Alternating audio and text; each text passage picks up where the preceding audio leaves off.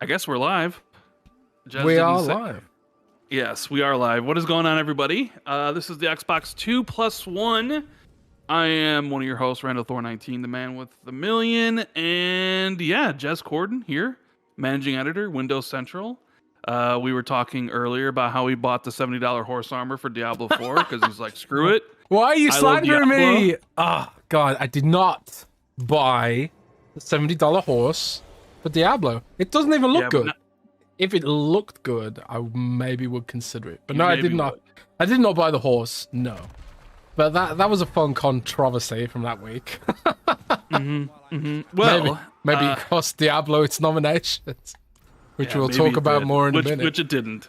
But our +1 this week is the one and only Paul Tassi from Forbes. How's it going, Paul? Thanks for joining us Good. Thanks for having me.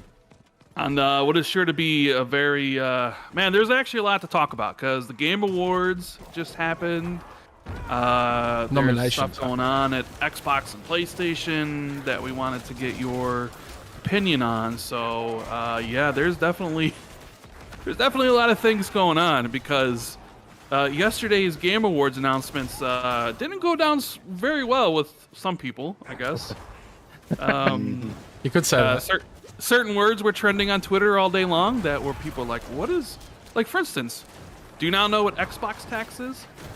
I do now, and everything I read about it was kind of stupid. So Oh, interesting.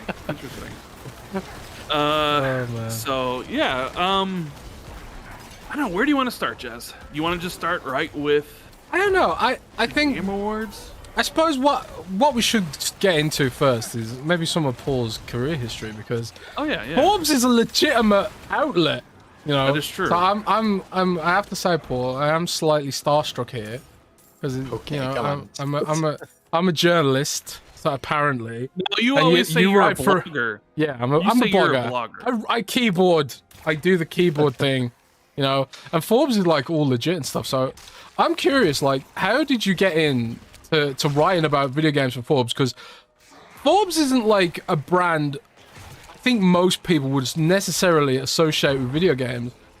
But you've built it out to be quite a force to be reckoned with, I would say. Like, how did all that come about for you? I'm really intrigued to I know. appreciate that. Yeah. So it's been about 13 years now. I've been at Forbes. I think it was 13 years this past October, which makes me Oh, feel wow. very old.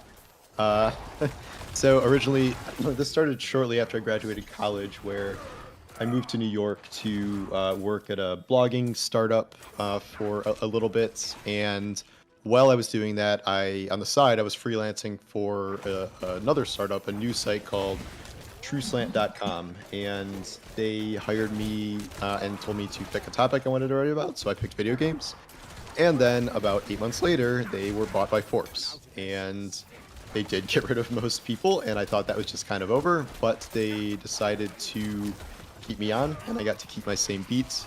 At that point, Forbes had very minimal video game coverage, obviously, and me and a couple of my coworkers just started covering it. And over the years, I kind of invested more and more into it. Like, 10 years ago, I was maybe writing 3, 4, 5 articles a week. Now I'm doing 5 a day because it's essentially like 3 of us competing against, I don't know, all of IGN. So we kind of pick and choose stories when we can, and we really try to make a go of it. And yeah, over time, it's just been built up, and we've been fortunate to get at least something of a following. But even to this day, after 13 years, I still get the whole like Forbes covers video games. Like, why would anyone take them seriously? Which I'm used to at this point, which is fine. But yeah, it's a lot of luck, I'd say, to end up where I am. But I've tried to work hard to keep it going all these years. Nah, I think like you've definitely made Forbes recognizable for video games, I would say. I mean, I before we went live, like we weren't really talking about too much. We weren't really talking about sorry, I Just just really got distracted. quickly.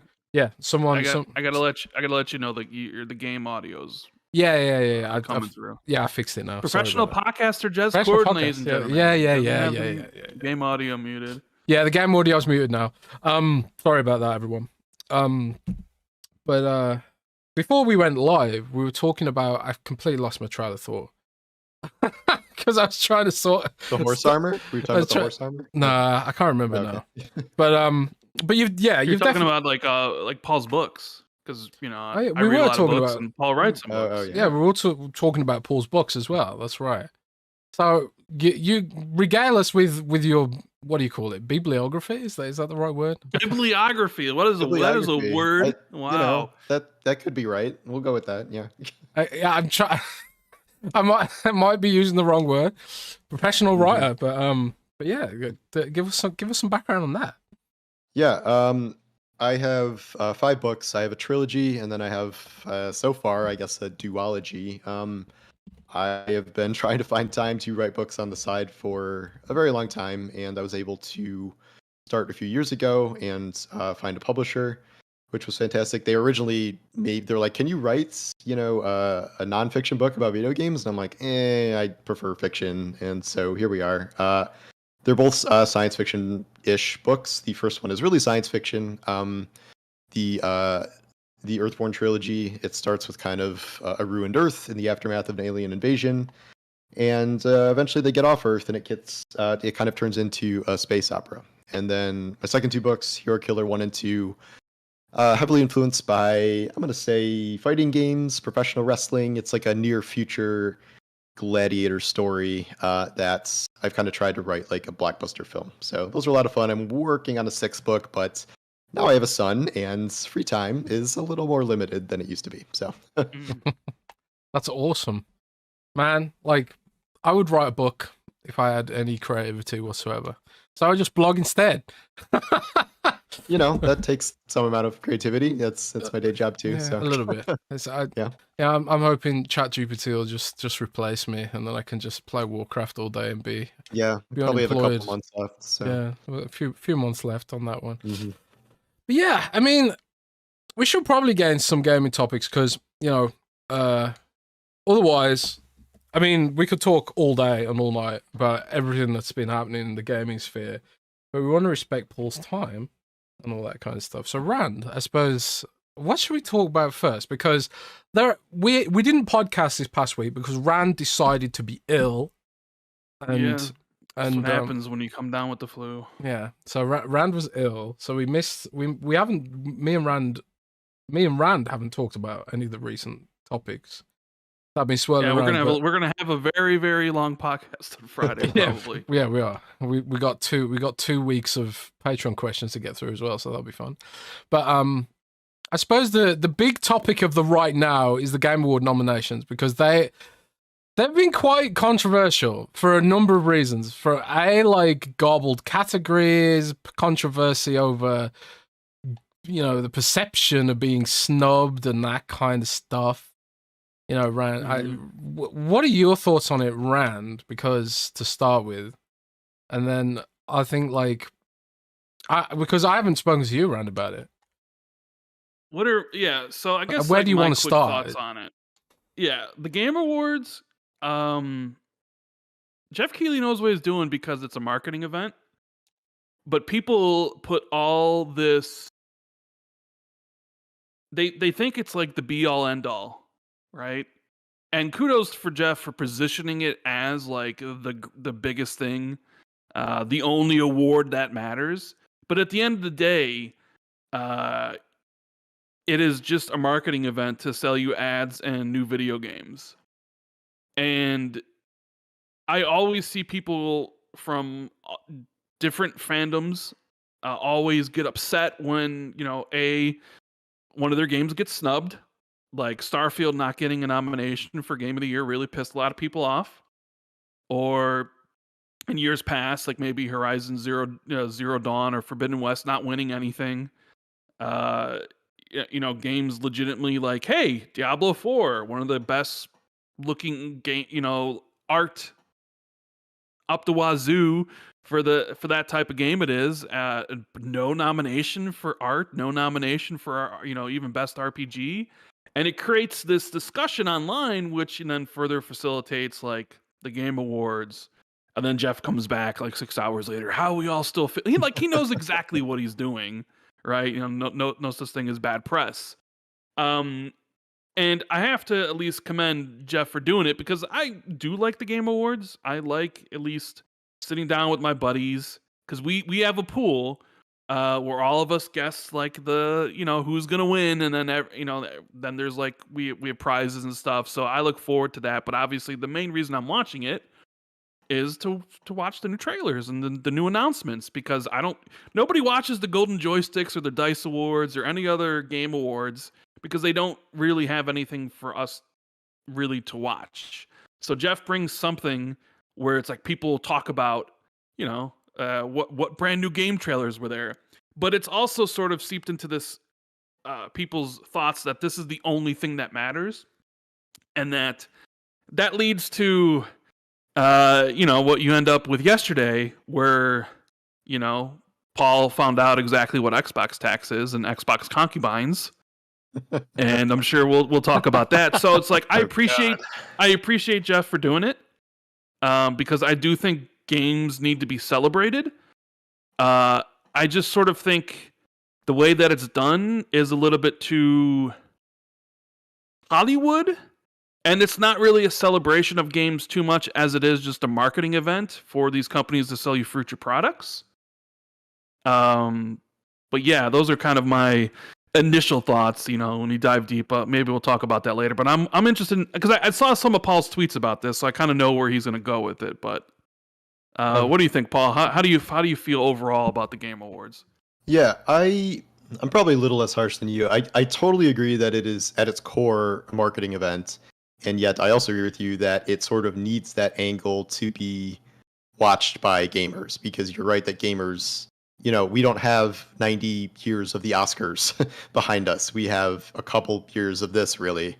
And man, if you're saying you don't think this celebrates games, you should have been with me at the Spike VGX Awards back when it was still Keighley, but it was, that was like, here's Denise Richards presenting, an award, and like it was like way just overloaded with totally irrelevant celebrities, and it was kind of just a big party and like a joke. Well, but I guess what I mean by it doesn't celebrate it is when you actually get to the telecast itself, he announces award winners off screen. And it's by the way, blah blah blah blah blah one, blah blah blah blah blah one, blah blah blah blah blah one, and let's move on to the next world premiere. You know what I mean? Like that is what I'm balanced very well. And I also take issue with I think the categorization and the number of awards and what they have decided to award needs some overhauling. Like I tweeted earlier about how like I don't think this thing needs an esports category anymore. Mm-hmm. Like this is not to knock esports, but I think even esports people are like, what is happening here? It seems like it's a wholly separate thing, and there are categories that are missing. Like they have one performance category where 5 people out of every game ever released this year get nominated, which seems insane to me. So I think there's certainly refinement work to be done, but also like in terms of it's the only thing that matters. I don't think we have a video game Oscars. Like we will probably never have anything that prestigious, but I think everyone was looking for something at least adjacent to that. Like people like doing this. It's like it's the ultimate sports. Like why would there be this big debates about all this stuff if nobody cared? And like people certainly say the Oscars are irrelevant, the Emmys are irrelevant, which that's a matter of perspective. But boy, these companies sure want to win these awards, and there's sure big parts of fandoms that want their games to win these awards. So I think it has sort of, ever since it became the Game Awards instead of like Spike TV's whatever, I think it has slowly amassed at least part of that reputation over time, and that's why it's quote unquote important, even if the real winners are the games that sell the most, et cetera, et cetera. So. Yeah. I mean, one of the things that I've noticed is looking at this year's stuff. Like I'm sure you saw the esports coach who's like, I didn't even coach this year. Why am I on this list, right? And it's alongside some weird nominations for categories like sim and strategy. And it's like all these games come out like for racing games and sports games, and it's always the same racing and sports games that get nominated, and they stick them all in one category. It sort of seems like the panel doesn't really play a lot of the games, because you end up in a situation like Destiny 2 nominated for community support, which is like the biggest joke of all time. Okay, I will push back on that, but I can do that later. Okay. Or like best ongoing game, for example, right? It's, to me, it always seems like it's people who vote on these things, but they don't actually play. No, I'm not saying they don't play the game of the year contenders, or they don't play the big games, but when it comes to like ongoing game, I feel like they're just picking from the list of the high profile. Like, oh yeah, Apex Legends should be on here. Why not? And Genshin Impact and things of that nature. Over, essentially what you could argue like Sea of Thieves or Halo Infinite or even some other games. And I don't know, to me it just kind of, I just kind of look at it and I'm like, are people really, are they actually really playing this, or is it just, are they just picking, names out of a hat? I will say, this is what happens. Like, if you go into the Oscars discourse, a overwhelmingly frequent complaint is that the voters there watch like the top 7 films of the year and then just vote for them, and Right. that's why you see so many things neglected. So I don't think that's unique to this space, and that's movies. Movies are 2 hours, so the nominees here, or the nominators, are not going to play all the games for sure. But you're right in that shortchanges a lot of the kind of more minor categories, especially stuff like Sims, especially stuff like, I guess, VR. Like, it was all PS VR games nominated, like the ones anyone has heard of. And I think you're absolutely right that Halo Infinite was robbed for best ongoing. But again, best ongoing, who has time for the 5 live service games or whatever that would be nominated for that? So it is a problem. I just don't really know how to solve that problem. It's pretty common with awards more generally. I think there's a disconnect, because like everyone kind of lives in their little bubbles now. And like I was tweeting earlier yesterday, I was tweeting that I think World of Warcraft deserved to be nominated for ongoing game, because the hardcore mode they added this summer is all over Twitch, and it's brought World of Warcraft back to the forefront of streaming and stuff, and made the game exciting again. The permadeath mode, people ganking each other on stream and stuff like that. And I thought that was like a really meaningful update they added to WoW this year, and it was also like, community led, because it evolved from a mod, and I thought that kind of stuff deserves some kind of recognition. And but like I wouldn't have even have known that. Exactly. But yeah, that's so, like, if I was voting, I wouldn't have had any real awareness of that, because my focus is on something else. So like, exactly, apply that to all these games. Yeah, and and that's how we get where we are. That's my point. It's like, the content creation now, like when it comes to YouTubers and stuff, YouTubers, like they'll focus entirely on one game. Like this year, I mostly played a couple of games. I played Diablo, Warcraft, really. So that's kind of like my entire scope for reference. I didn't play a lot of the games that have been nominated. I never play. I didn't touch Mario, for example. So like when I see, I go and look at the trailer, and it's just like, oh, that looks like Mario with an elephant in it. It's kind of tough, and I suppose it comes back to what you were saying earlier about working for Forbes. There's 3 of you competing with IGN, and then like each individual IGN writer will have a base of games that they're aware of, and then every Windows Central writer have a base of games that they're super aware of. You shouldn't ask me to comment on things like FIFA, because I don't play them. I suppose it's like, how do you solve that? And there's no really great way I can think of solving it, because I think there isn't enough money in games journalism to justify covering some of these smaller kind of games, and then it's like, okay, well, I suppose what do you do then? Like, is Jeff gonna like hire a bunch of people who just play loads of games every year? It's kind of hard to think about what a better way of doing it is in that context, but at the same time, if movies and TVs haven't figured it out either after 90 years, like, I don't think the best you can hope for is like small improvements. But yeah, it's tougher in the games industry because of the length of everything and just how much time there is not to play everything. Yep. Oh well. I suppose like but you know, on the flip side of that, you know, just to play devil's advocate or whatever, if we do have a situation where PlayStation, for example, right now is at least 3-1 against Xbox, maybe more. Is it more than that, Rand? 3-1, 4-1, 5-1 I mean, we don't know market share? Xbox's Sales? we don't know Sales? Xbox's Market share, console yeah. share. It's not 2-1 yet. I don't think it's getting close though, because I think PlayStation just announced 46 million consoles, Yeah. and I think Xbox is probably around 25. But So yeah, it's not 2-1 yet. I mean, I'm sure in some places it's 5-1, like Germany or whatever, right? But overall, not yet. well, the reason I mentioned that was because like that feasibly translates to the panel too. So how many people on the panel played Hi-Fi Rush or Grounded or Halo Infinite or whatever?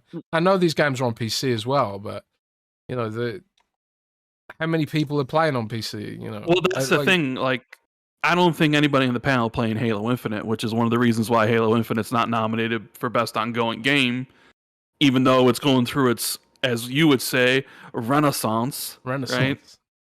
It's getting there. But yeah, Surely it's don't. getting there, right? Renaissance. I just like using that word, Renaissance. It makes you sound smart. It's going through it's almost going through a typical live service game where it's like launch is okay, and then it doesn't have any support for a while. It falls off, and then suddenly 2 years later, it's like amazing. I don't know how many like live service games have gone through that whole thing where it's like eventually after a certain amount of time, it's like, oh, now we're actually good again.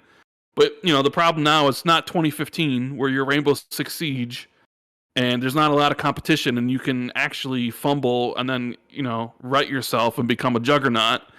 Now there's all these games, you know, that are vying for your time, and Halo Infinite had that one chance to make an impression and it didn't. And are people going back and playing it? Well, you know, gamers are clearly, but I don't necessarily know if the press is. And Paul, I don't know. Did you see Sea of Thieves tweeting to Jeff yesterday? I did not. What did they say? They're like, they were like, maybe next year, or like, you know, 1 year it'll be us or whatever, right? But no, in this sense, I think you're right. I mean, like, what percent of people are in the voting panel are playing the Sea of Thieves actively, especially in a year like this year? It's got to be a very, very tiny amount. So in that sense, yeah, I think you're right. It is a lot of, you know, bias against games that just not that many. Like, Sea of Thieves may have a better improvement. Like, again, I have no idea what Sea of Thieves did this year, but they may have had a great year.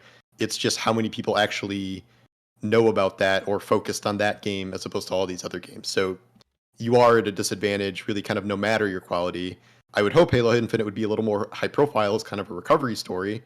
But maybe it'll take even more time for that. Is like, I know the big update and change kind of just happened more recently, but it's tough. And I do think people just sort of vote for the default. Like Genshin Impact, they add tons of new content every 3 months or whatever, and it's one of the biggest games in the world. So like, there you go, that gets nominated. But yeah, Sea of Thieves is not going to get the attention of a Genshin Impact that is 200 times its size, right?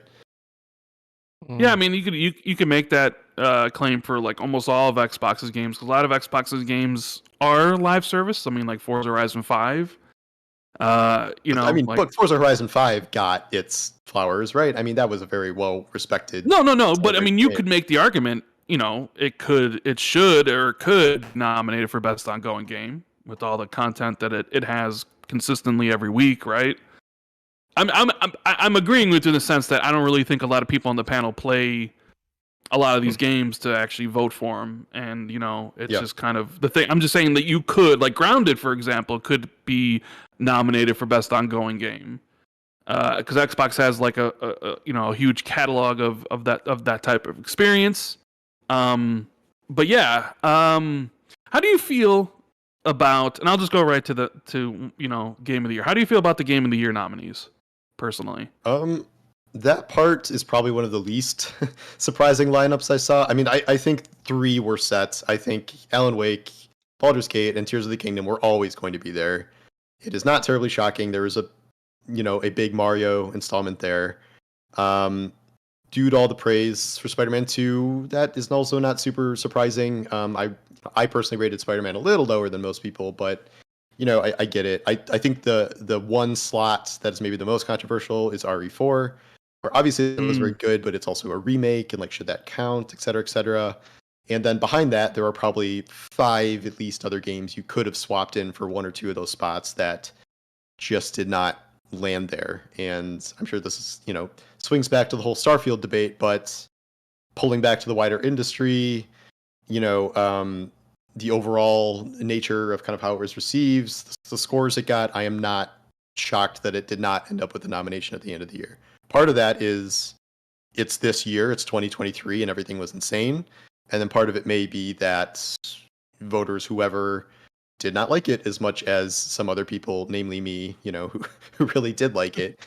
But that I think, I'm not shocked, I guess, is maybe the Xbox fans that Starfield did not land that nomination. Maybe a couple other ones that should have gotten music, some of the art direction for the planets and things. But Game of the Year, I'm not super surprised by there. I guess the question I have is that a problem? Because when I did, with my friends, we guessed the nominees in October, right? Before the Spider-Man reviews, before the Alan Wake reviews, and I got 5 out of 6, right? Oh wow! And even last year, like when you were thinking, like, okay, it's 2022, what's potentially going to be nominated in 2023? I got 4 of the 6. Right, like you said, it's not hard to guess who is going to be nominated. Like everybody knew Zelda was going to be there. I knew Resident Evil was going to be there because Resident Evil 2 Remake was nominated in 2019, and Resident Evil Village was nominated in 2021. I think the panel has a love affair with Resident Evil, shall we say? So I was like, I felt pretty confident Resident Evil 4 was going to be in, and considering it rated so high. I wasn't too sure about Baldur's Gate at the time because I think that kind of snuck up on everybody. But Spider-Man 2, I was like, yeah, that's going to be nominated because the first one was. So, like, even last year, like, I think I got 4 out of 6. And you mentioned, like, hey, you know what? Like, it's not a really surprise. Is that a good or a bad thing? Because is that just show that, like, the games with the most hype tend to get, like, the most played, so they tend to be the ones that the panel plays the most or the most voted on? Is it kind of bad that, like, the games that you can, like, I could point to a year ago and say these are the 4 or the 6 nominees and then I'm getting it?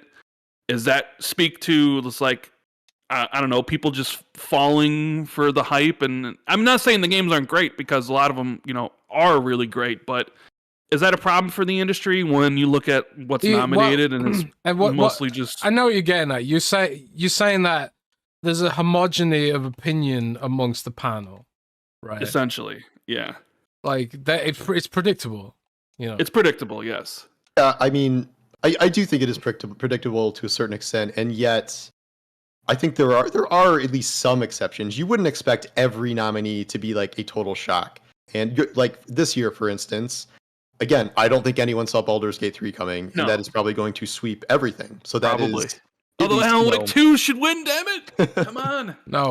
Like six months ago, no one would have predicted that, and so that is a genuine surprise. It's probably one of the most surprising, amazing games we've seen in several years based on how it's been received. Something like a Zelda game, though, like here's the sequel to Breath of the Wild, which was stunning. Like, it is not shocking that gets nominated, but it's also very good, according to most people. And if they just totally drop the ball on it, then no, maybe it doesn't get nominated. I don't think it's getting those scores just because everyone loves Nintendo or loves Zelda. I do think it has to deliver at a certain level. And I do think that critics as a whole get sort of hung up on certain franchises. You mentioned Resident Evil. I just beat Alan Wake 2. And I like it. I understand why everyone loves it. But you don't love it. I can hear it in your voice. Oh no. It's just no. It's I don't have a history with the series. Like I'm not really a survival horror person, but I really respect a lot of the things it did. But I think the critic class especially is like really, really, really gaga over Alan Wake 2, which maybe totally deserved. But that is one that I saw coming that was going to get a ton of nominations, and here we are. I think it tied Baldur's Gate. So but then again, like, would you have predicted Alan Wake 2 would be this good? back when you heard it announced. Maybe some people, but I don't know if anyone really expected quite what it would be in that sense. So I don't think it's total homogeneity. I think there is room for some surprises, even though you can predict 4 out of 6 or 5 out of 6. You're also integrated into the industry and probably very good at reading, the scene and stuff. Yeah. Well, it's like next year, Grand Theft Auto 6 might come out. And I don't even need to say that's going to be nominated. That's default. I mean, but it should it be default? I guess is the question. It doesn't even have to be really good. It's Grand Theft Auto. It's going to get nominated. You know what I mean? Yes. I don't know. Sometimes it's like when you can look at it and pick out the winners, or at least the nominees so far in advance. Sometimes it's like, that could be like that's an why I industry don't find the problem. Game Awards terribly exciting for that reason, because I guess so much of it seems predetermined. I don't think anything will win other than Baldur's Gate. I don't think it's really. Personally, I don't think it's up for debate. But so you don't think anything has a chance of winning outside of? If anything does, it's Alan Wake 2, and it maybe could have been Zelda, but Zelda and Mario will split the Nintendo vote. Yeah, and it's so because of the critics, because of who's voting on this, Alan Wake 2 is really the only one I could see. But Alan Wake could win Best Direction or Best Narrative or something else besides that. But I fundamentally have to believe Baldur's will win. I think Baldur's will win as well. I think this could actually not necessarily be a game journalist or a panel issue. It could actually just be an industry issue of the fact that remakes are being nominated and stuff. Maybe it's just because the industry's run out of unique ideas and the willingness to take risks. I mean, Baldur's Gate is a AAA CRPG, which by any sane publisher's metric is a huge risk in 2023. Who would have thought classic CRPG type of game based on Baldur's Gate would have blown up as hard as it did? That's the kind of risk EA would never take, the kind of risk Activision would never take. And I don't think even Microsoft, with all of its we let our devs be creative, I don't think they would put the kind of money up to make a Pillars of Eternity 3 or a Wasteland 4 with that kind of budget. I really don't think they'd do it. I think it's hard to gauge anything against Baldur's. It's a unicorn. I don't think we can learn anything from it necessarily, because I don't know how anyone would repeat that kind of risk and kind of success at that level. I mean, maybe, but I think that's why. Rare. Yeah, I think that's why it's just predictable in some sense, though, because companies are just rehashing and they're sort of remaking stuff because they're afraid to try things that might not work for potentially for good reason. If it is risky and stuff, and I suppose that Resident Evil is going to get nominated because we know that it's what gamers enjoy, it's what critics enjoy. People like Resident Evil, and Capcom tends to do a good job of it. Resident Evil 3 didn't get nominated because it was terrible. but I also find that the outrage about Resident Evil Remake getting nominated this year weird, because nobody complained when Resident Evil 2 Remake was nominated in 2019, and nobody complained when Final Fantasy 7 Remake was nominated in 2020. I think that's because 2023 is different. There's probably a lot of stuff that deserves to be in there. Because of all the other games, essentially, that it's essentially blocking. I don't know. So. Well, okay. This is why I think a lot of the brouhaha could have been solved by having more slots in the category. But Jeff. One idea I've heard is a category for best new IP, where it's you have to not be a sequel or a remake. I don't think more slots would solve the problem. I guess it would be I'm going to rip that off. More bragging rights for the next 4 games or whatever that get added, but I don't think it would change the fundamental, unless you were doing a ranking order, in the end, here is number 1 to 10 based on votes, but it's still going to be Baldur's Gate, even if you add 4 more games to it. I think it's, it might calm people down a little bit if Final Fantasy 16 and Starfield got a nomination if they expanded the category. But, keep in mind that's this year, and then next year, you extend the category and there's really only maybe a couple of good games, then it gets kind of goofy. So, I mean, for this year, it may have made sense. I don't know if that really solves anything per se. Yeah, I guess you're right. I'm I gonna was stay. I'm gonna looking at, steal that idea for the best new IP for my Game Awards. Thanks, Paul. I was looking at Hi-Fi Rush, and I noticed that Hi-Fi Rush had as for all the games in the Game of the Year category, they were also the most nominated games, except for Resident Evil. Hi-Fi Rush had as many as the rest of them, so to me, it almost feels like Resident Evil took Hi-Fi Rush's Game of the Year spot. And for all we know, Hi-Fi Rush is maybe sitting in that number 7 spot, just outside of the Game of the Year thing. But I do agree with the idea that this year was just so loaded that if Starfield had come out when it was supposed to last year, or even when it was supposed to in 2021, according to Bethesda's leaked roadmap, Starfield probably is nominated if it comes out last year, because last year wasn't particularly. I for sure believe that would have happened. Yeah.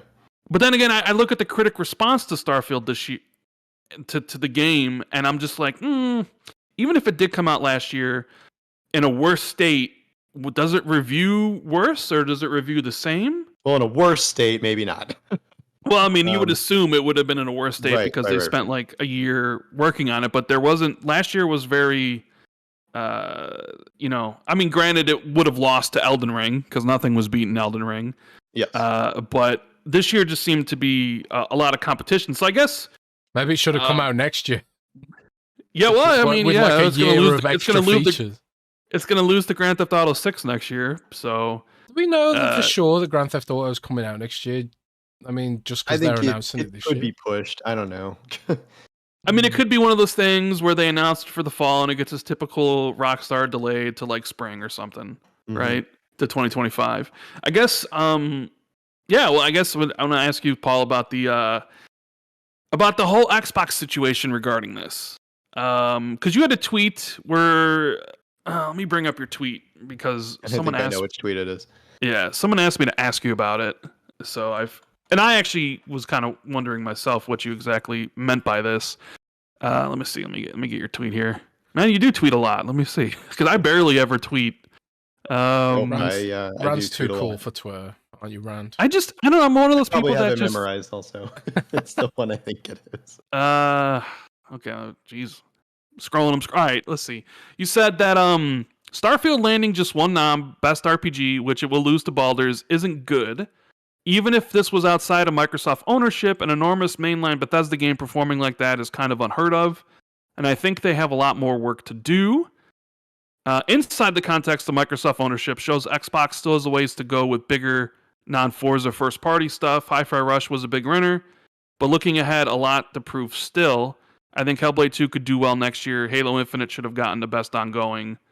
So, could you expand on what you meant by those tweets? Sure. Okay. So I have to separate how I feel personally about Starfield from how it's kind of landed in the larger context. I gave Starfield a 9.5 out of 10. It is one of my personal favorite games of the year, but obviously, the wider critics pool, it's an 83 on Metacritic or whatever. This has to be what Microsoft was going to consider one of the biggest games exclusives that they have this generation. And we know, the stuff that is coming, but even among that, I still believe a sprawling mainline Bethesda game that is theoretically bigger than anything else they've done. I think it needed to be more of an event and landed better than it did. I think it has done very well in some ways. I've written about its really, really solid player retention for a single player game after 2 months. Still doing really well on Xbox. Steam numbers are pretty good. But in terms of how it has been wider received or how it's been attempting to change the perception behind Xbox first party, I don't think it has achieved those objectives. And I think you were talking earlier about these companies playing it safe and they're just making sequels or remakes and stuff. And Starfield is a new IP. By far the most common complaint I hear about it is that it was Bethesda not taking enough risks. It was a correction after Fallout 76 where they tried to do this big pivot to multiplayer and it totally blew up in their faces, but then it took 3 years to fix or whatever. And they were just really okay, we're going to make a normal Bethesda RPG, but now it's in space. Now we have some planet exploration and space fighting.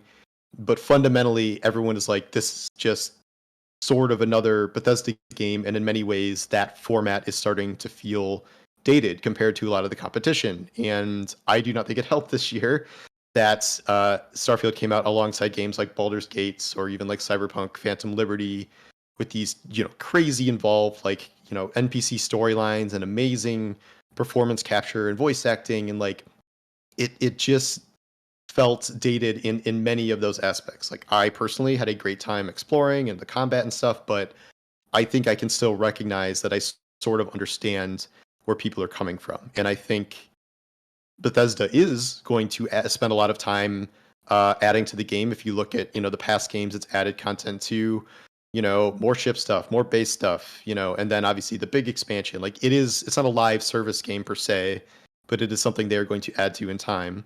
And then in larger Microsoft picture, this was supposed to be one of, their biggest, most, acclaimed games of the generation. And it landed, and I think it's very solid, but that was not really the widespread reception to it. I think a lot of Xbox fans are very happy with it, which is great, but I don't think it's that game changer. I think Xbox does theoretically want to put up a Game of the Year contender almost every year, like PlayStation usually does, like Nintendo usually does. And we're still early on in this process, but so far, they haven't really done that. Maybe in a different year, maybe they would have done it. But I do think that, Starfield, as much as I may personally like it, has not really hit a lot of the goals I believe that they probably set for that game, both Bethesda and Microsoft. So sorry, that's my long-winded. No, that's great. Like, I tend to agree, and like, I'm also someone who, I gave it 9 out of 10 in our review scale. I think I said on the podcast, and I think I might have said to you, Rand, that I would have given it 8.5, I think, if I could have done, but our system doesn't allow for it. And part of that is because, I do feel like it didn't do enough, and it was jarring, because I was coming out of Baldur's Gate 3. I was playing Baldur's Gate 3 hardcore into that review, and I remember having to, like, mentally adjust to it. Like, I had to sort of put myself in the mindset of, like, okay, I'm back playing Oblivion, which at the time was great, but the fact that I had to sort of adjust to it, like when you're playing like a retro game or something, like you go back and play like Final Fantasy VII. Recently, I played through Silent Hill 2 again, and at the time, Silent Hill 2 was great, but my modern standards, it's like, yeah, it's rough, voice acting's bad, and I kind of have to adjust to it. But Starfield had a lot of issues like that in it, like, and you kind of like, you have to accept the compromises, and you have to sort of intellectualize some of the compromises, like, the fact that the NPCs aren't motion captured, because how could they do it? There's millions of NPCs in the game. There's no way they could motion capture all of them. And they went back to that, like, first person view cam for the conversations, which does not present the NPCs in a very flattering way. And they did that because they wanted it to seem old school, and they wanted it to seem like old school Bethesda again, and coming out of Fallout 76, like you said. And I think they were too focused on trying to seem old school to the point where it sort of made it feel like they'd gone backwards in some ways. So there are a lot of those issues which I grew to accept by adjusting to it. I think a lot of critics and other people just couldn't accept it and didn't want to accept it, and I completely get that personally. But at the same time, it's kind of like, I do feel like it's unfair that, I mean, it is what it is, and you're right that it was carrying the weight of the Xbox brand on it, and all the criticism that Xbox had over the recent years. But it's almost like it just feels unfair that Bethesda had to sort of do that, because when they started out developing that game, they weren't thinking like, oh god, this game has to be the thing that saves Xbox's image, but it sort of became that, like, unfairly so, I think.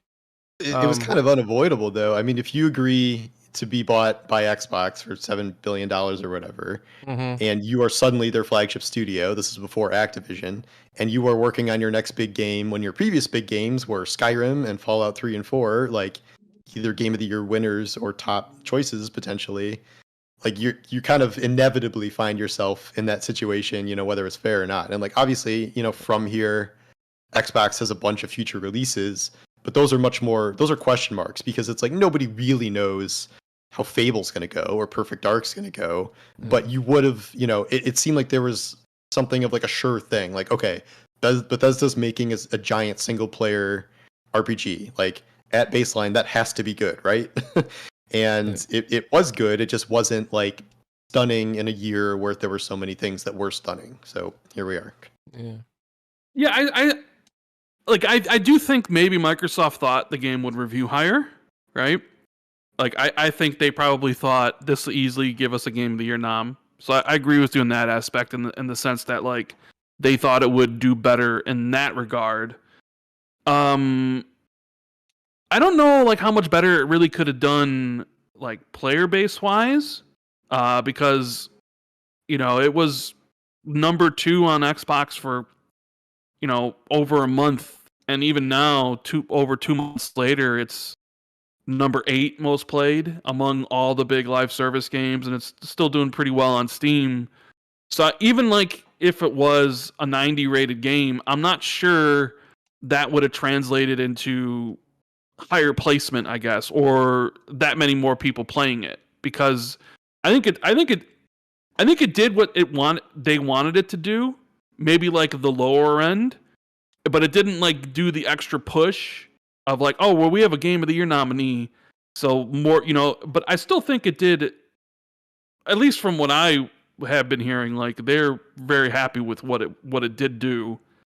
And then player-based stuff, like I think it is a success in that area, like you're saying. I think it has done the numbers that maybe Microsoft wanted it to do, but we're also in this weird phase now where this is the biggest release, I would say, that has happened in the day one Game Pass era. Yeah. So we don't really know. Like if we, would this have outsold, Fallout 3 or Skyrim at launch if it was, just launching like a normal Bethesda game? We won't really know. We just have weird numbers like, oh, it is ranked number 2, even though we don't have exact numbers for what that means. Or it caused the most single day signups for Game Pass, even though we don't know what those numbers are. So it's hard to gauge success because Microsoft won't really tell us the success outside of kind of nebulous praise or figures like that. Yeah. No, that is one thing I do appreciate about PlayStation is they let their numbers fly. So you can look at like their strengths and their weaknesses, right? Like, man, look how many consoles they sell, but then it's like, ooh, look at those margins though. Yeeks, like where it seems like Microsoft is protecting Xbox, but then again, like the investors don't give a shit about Xbox. You listen to those financial calls, nobody asked about Xbox, nobody asked about Activision. It's like they don't care, so it's like the investors don't care about what Xbox is doing, so Microsoft doesn't report the numbers. Although you are right in the sense that it was the biggest because now Microsoft owns Activision, and now they have Call of Duty and all these other things. So, maybe they won't report that either, though.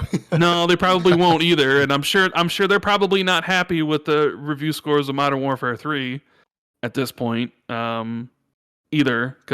But then again, I don't even know. Does that even matter? Or does that it whole matter? thing is so weird. Yeah, because I wrote about that. It's got these crazy low user scores, crazy low critic scores, but then all these people are like, no, it's great. Multiplayer is amazing. Like everyone doesn't know what they're talking about. So I'm deeply confused about that whole thing. Well, like I'm weird, as Jez will tell you. I play Call of Duty every year, but I only play the campaign. I do not care about How'd that go this year?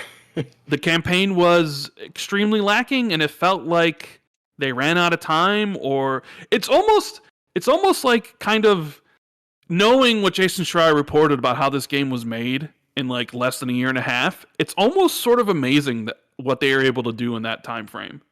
But in comparison to other Call of Duty games, like it's by far the worst. It's like those 6 open combat missions where they just have Warzone maps and they drop you in there and they have objectives. It's just it just screams to me like we just didn't have time to do anything. It's like, and I think the critic scores are mostly based on that. I don't think most of the critic scores are based on like we put 50 hours into the multiplayer because like it's too soon for that to even happen. So That is my guess as to what happened there, and I don't know. User scores are a whole other thing, but Yeah, but it's weird because like even like the regular Call of Duty levels aren't as good as they previously were. They aren't as many set piece moments. The levels are kind of short. So it screams to me that, like they just didn't have any time to make it.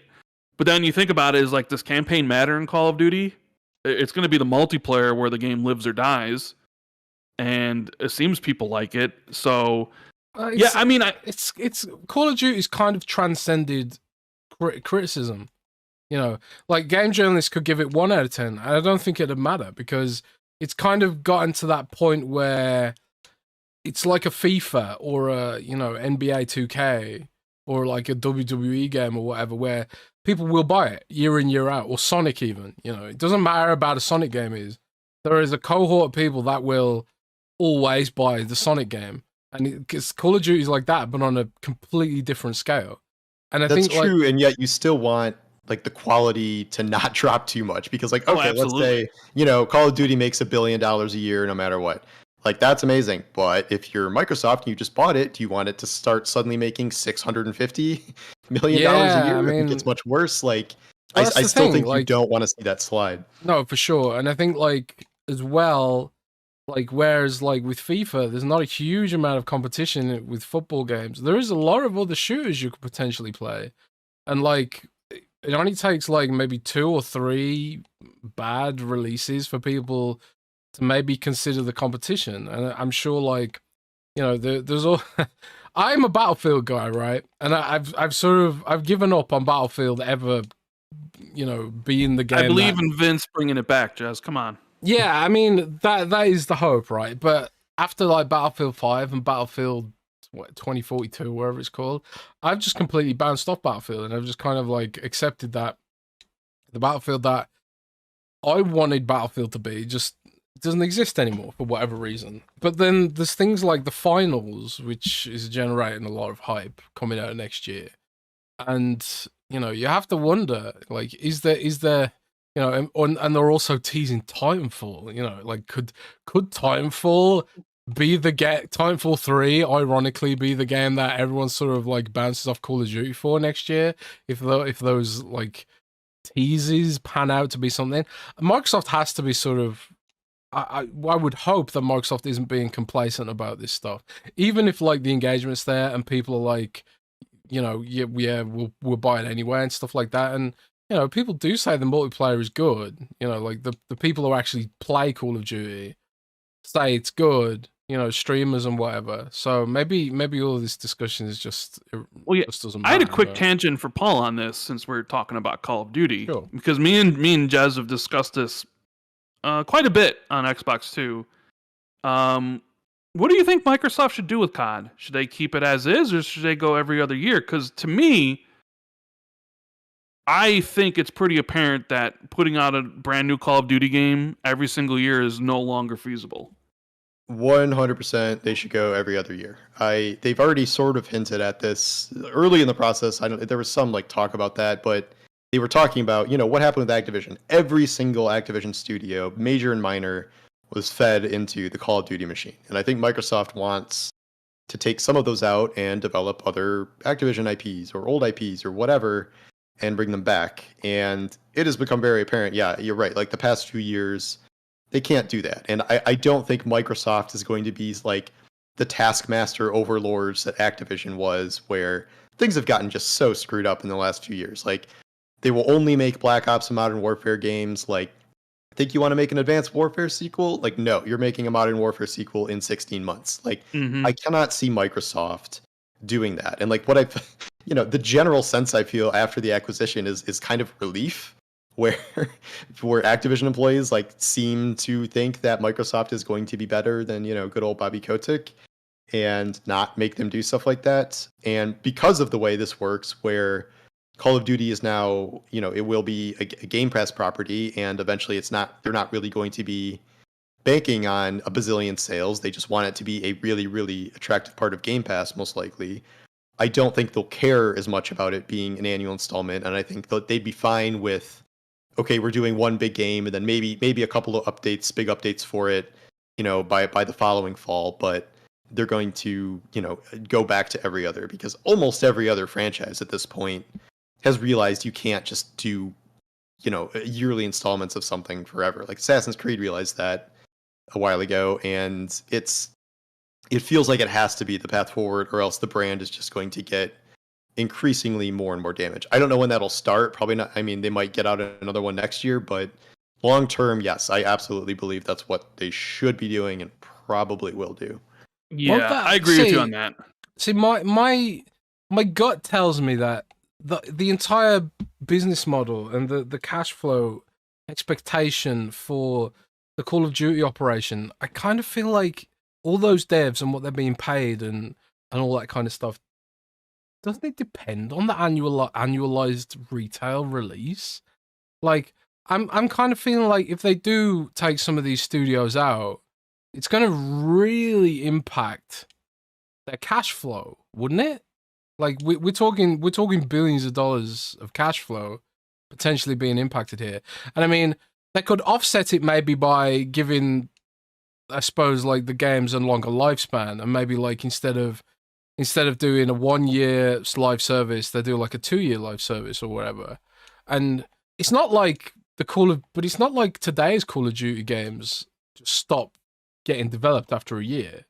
Like they still get DLC, like even the ones that are like the previous year's game. I don't know, but I think something does have to give. If anyone could provide that, backup support, it's probably Microsoft. Activision by itself almost certainly couldn't do that, because Activision's like main export besides, mobile games was Call of Duty, where, now that Microsoft has bought it, it was a big purchase, it's a big game, but it has the entire backing of Microsoft as a company. And as you said, no one even cares about Xbox for the investor, portion of things. So if they have to eat into Call of Duty profits to reinvigorate the Call of Duty brand and make it a big flagship, make it, go back to the glory days, I think that is something that they would eat in favor of just grinding out year after year after year the way they are. I mean, maybe not. Maybe they do want to do the whole, for printing battle passes and money and endless stuff forever, but I think you could still keep most of that. I still think you can do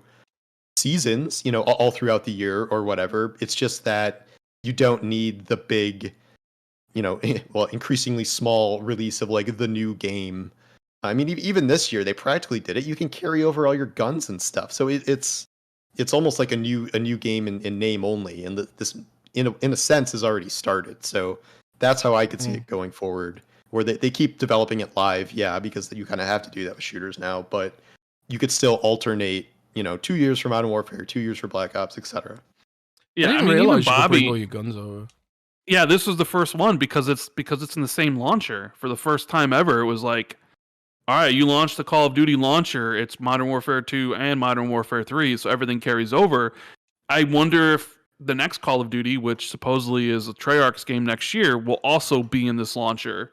Where, oh my god, that'd be so bad.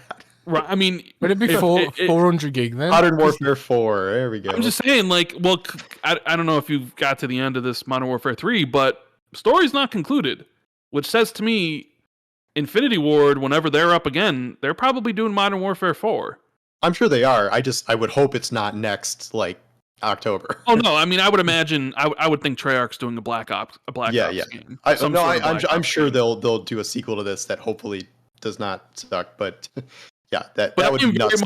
I'm very much of the opinion that they should release every other year, because it gives the studios a lot more time. Maybe it could free up even some of them from, there are rumors that Infinity Ward's making a second game right now, that they're making some sort of RPG or shooter RPG or something, and that Beanox, who just had a complete rebrand, which is odd to me. If you're a Call of Duty support studio and that's all you do, why do you need to rebrand your studio?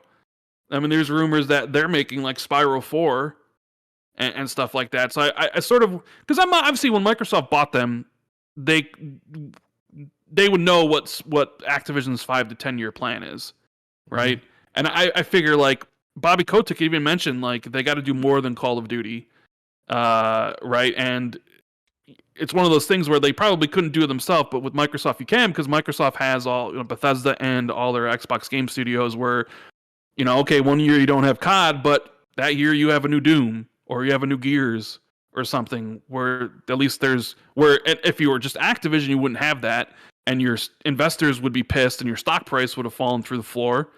But with Microsoft, maybe you can salvage it. But I want to go back to, so I want to get Paul's answer to this about the Xbox tax, Paul, because I mentioned Call of Duty, and usually reviews decently, not great, and it hasn't reviewed great since the OG games, right? Modern Warfare 2, and stuff like the Black Ops games. But this year's game, 50s, right? IGN gave it a 4. And it's just like, oh, so Microsoft now owns it. Is it open season to finally rate Call of Duty low? And then Starfield rated extremely low.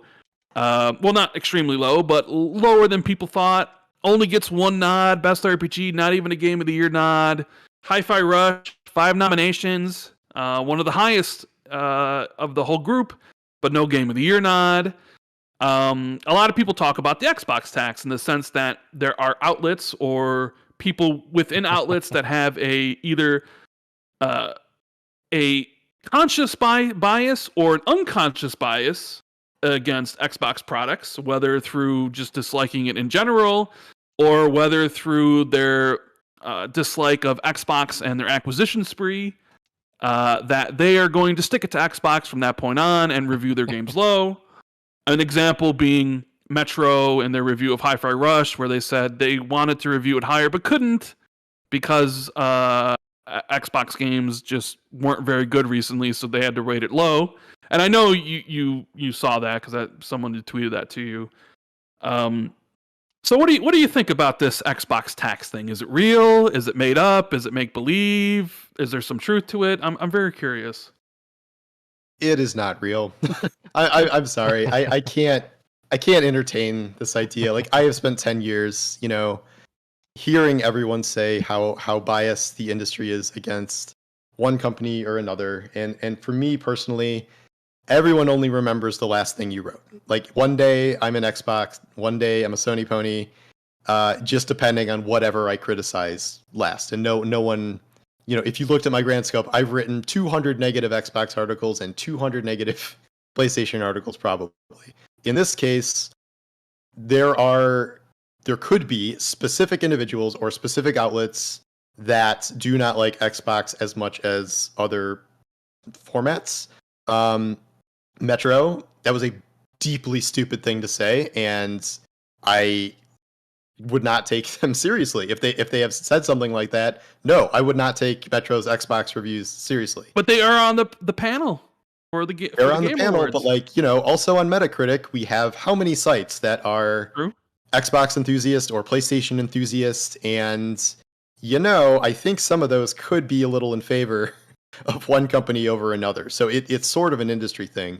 But I will absolutely push back against this notion that as a whole, the gaming industry is, anti-Xbox or anti-PlayStation. And especially even if you have publicly criticized Xbox's acquisition strategy or whatever, I believe there's almost no one in this industry that would purposely knock points off of a review of something just because it's Xbox and they don't like their big acquisitions or whatever. Like, I can't take one stupid quote from Metro or one tweet from one journalist one time about how they don't like something with Xbox to be like, there is an Xbox tax in the industry. And Jez just said he would have given Starfield an 8.5. Yeah, and it has a Metascore of an 83. Like, you should have seen Jez when he first started playing that game. He hated every second of that game. The intro, was like, the start of that game is so bad. The intro to that game is really bad. The intro is very bad. Yes. So I was like, oh god, they've fucked it. like you guys have an Xbox podcast, and yet I would believe in your integrity enough where if you were reviewing PlayStation games, you're not just docking 2 points because you're more in favor of Xbox or something. And Jez doesn't play PlayStation games. He doesn't finish any games. I'm the only one who actually... I have reviewed 2 PlayStation games, and I gave them both. I think I gave one 9 out of 10, the other 10 out of 10. I'm the only one who actually plays the PlayStation games, and I'm the only actually one who finishes them. And I reviewed them for Android Central when Android Central decided to cover PlayStation for some reason. I've had this conversation multiple times with, I think you know him, Lord Cognito. Yeah. And we go back and forth about this because when I play a game, I'm not thinking about who made it. So when I played Spider-Man 2 and I'm like going about it and thinking about my thoughts on it, I'm not thinking consciously being like, you know, this game really is a 9, but because it's PlayStation, it's a 7, right?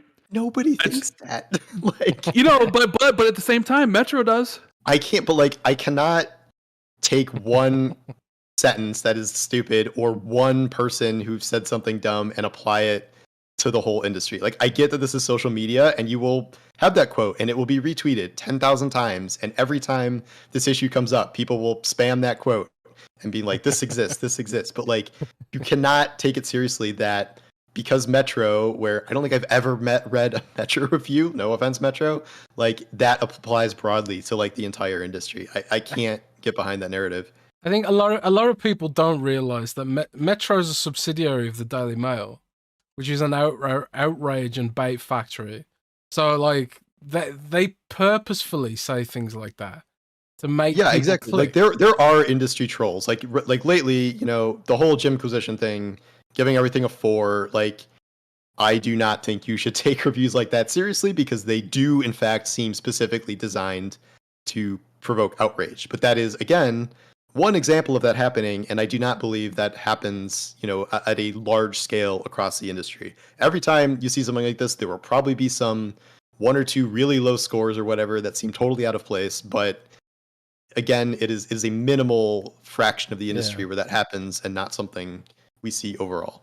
Yeah, because this is a conversation that happens quite a bit sometimes, where things don't go the way some Xbox fans wanted to. Like, a lot of Xbox fans had this idea in their head that Starfield was going to be game of the generation, and for some it might be. I loved Starfield after, you know, the beginning, but like I ended up giving it a 9 because I loved the main story in that game, right? Like, I was so... I know you're like a sci-fi writer, and I read a lot of sci-fi books. I couldn't believe what they were doing in that game with that main story thread. Granted, some of it's very tropey. I liked it until the New Game Plus thing, where I don't think a game like that should wipe all your progress, even if it is, quote, serving the story. But that's a whole other thing. Yeah, I actually kind of like the fact that it is serving the story, though. I mean, but I'm not someone who's going to keep on playing Starfield. Like, I beat the game, and then I'm on to the next game, and I'm on to the next game.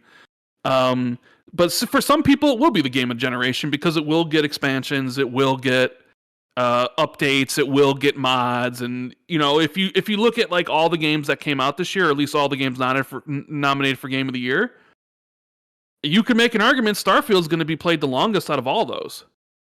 Like, 5 years from now, Starfield is probably nobody's going to be playing Resident Evil 4 because they'll be playing Resident Evil 9 and the remake of Resident Evil 5 at that point, right? Maybe people will still be playing Baldur's Gate 3 if it gets content. Baldur's Gate is like one playthrough is like 300 hours, so yeah, you might be on that a while. But I mean, like, when you look at it, like, the one that's probably going to have the most staying power out of all those games is going to be Starfield. You know, like, I can see a future Paul Tassi article 2 years from now being like, Starfield 2 years later, still number 22 on the Xbox charts or whatever. I will come back for every content drop that game makes, because obviously I liked it a lot.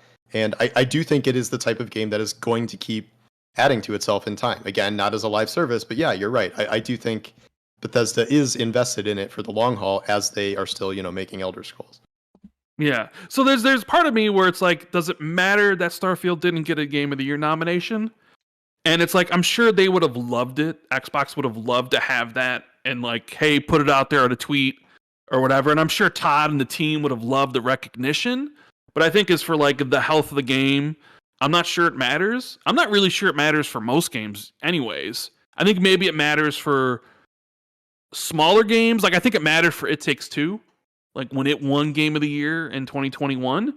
But like, I don't really think it matters for the Zelda or the the Spider-Man 2. Those games are huge regardless. Like, Spider-Man 2 would be just as big if it wasn't nominated for Game of the Year as it is. Am I kind of off base on that?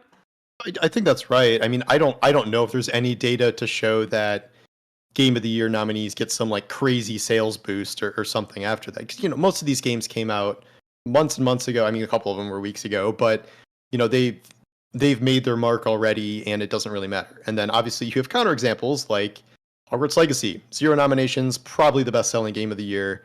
And so it's not really a linked stat. I think it is more of a bragging rights thing, a perception thing. Like if Nintendo has 2 Game of the Year nominees every year, it's like, wow, Nintendo is still really on their game and still really knows what they're doing and haven't lost a step.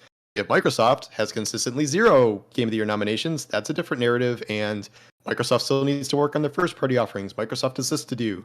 But it's the specific game, like for Starfield specifically, a nomination or no nomination wouldn't change anything just for that, specific game or cause some huge surge in players. You're right.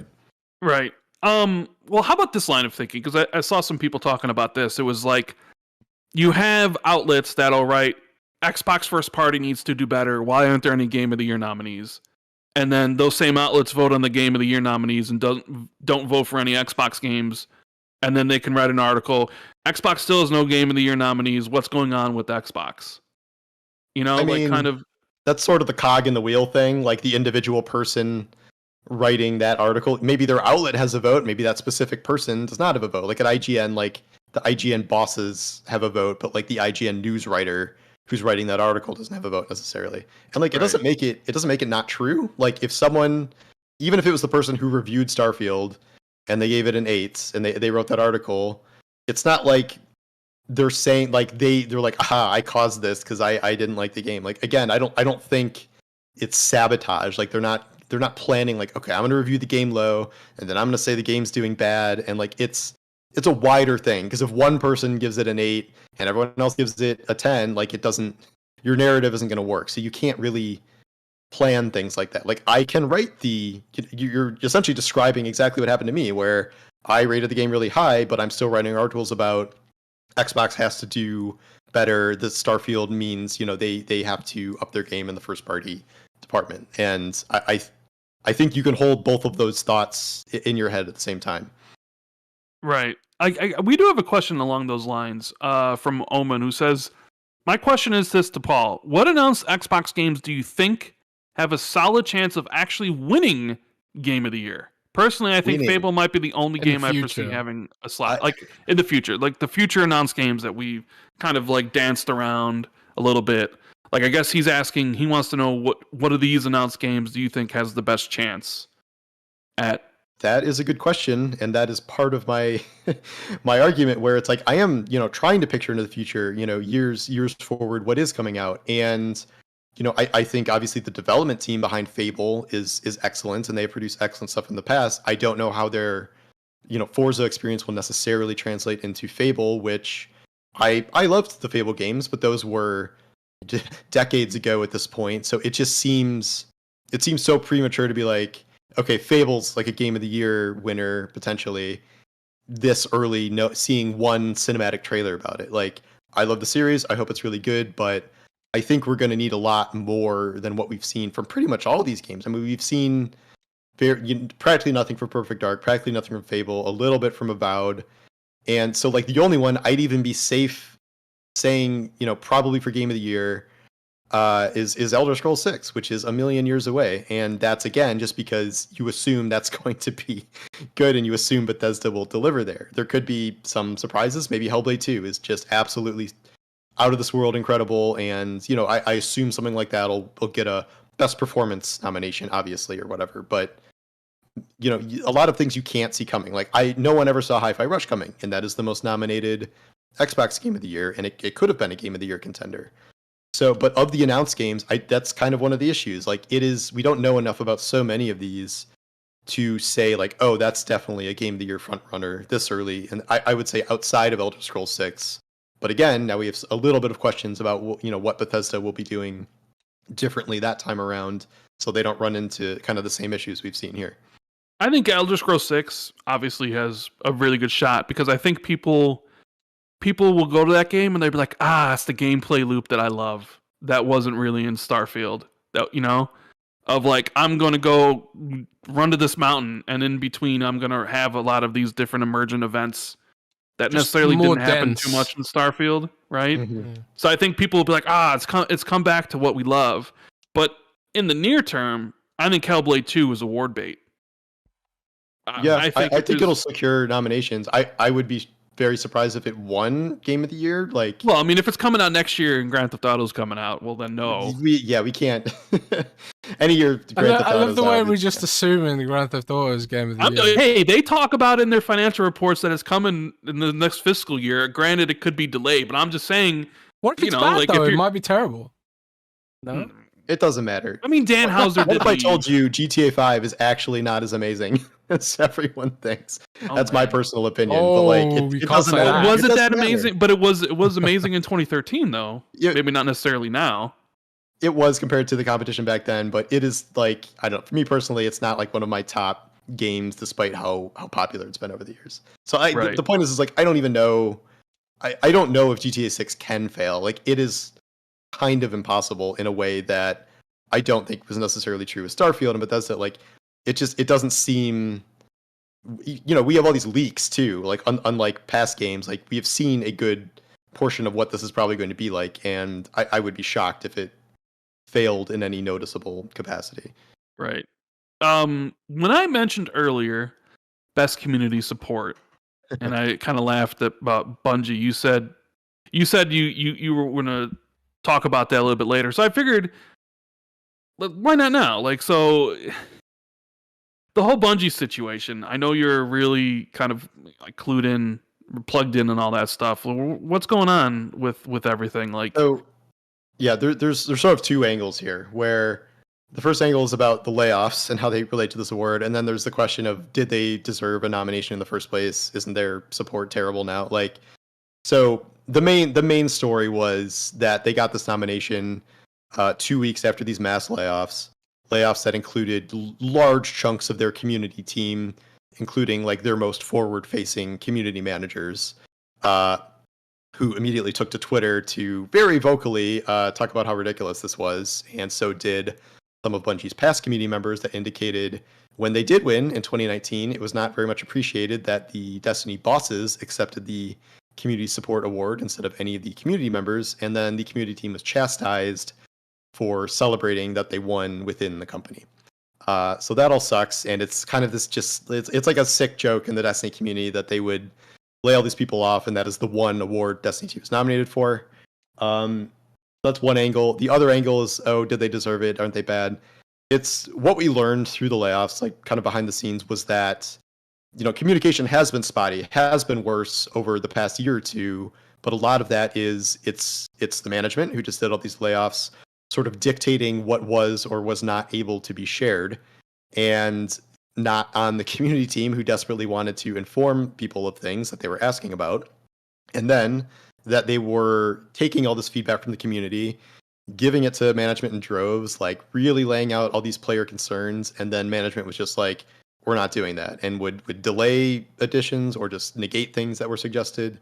So I think this perception that Destiny had, bad community support, if that was the case, I think it was still the community team really, really trying their best behind the scenes, but Bungie management, which has been a problem for a long time, was kind of the main reason things had gotten kind of bad in that department. So looking at on the face, I kind of get why people might say that, but I think it's a more nuanced situation than most people would know. yeah, usually everything is. How do you think the Bungie relationship is with PlayStation right now? Not great. Not great. Yeah. Is my guess. I think PlayStation was very overly ambitious, assuming that they could bring Bungie in, and not only would Destiny just print money indefinitely, easy peasy, but that Bungie could somehow teach all of its single-player studios to make live service games. Not only is everyone making live service games a bit on the downturn now because of how many failures there are, but we have seen so many examples of really great first-party or single-player studios trying to branch into live service, games as service, and just utterly failing, and then going back to single-player games again. And Sony trying to do that with essentially all of their studios does not seem like a recipe to do well.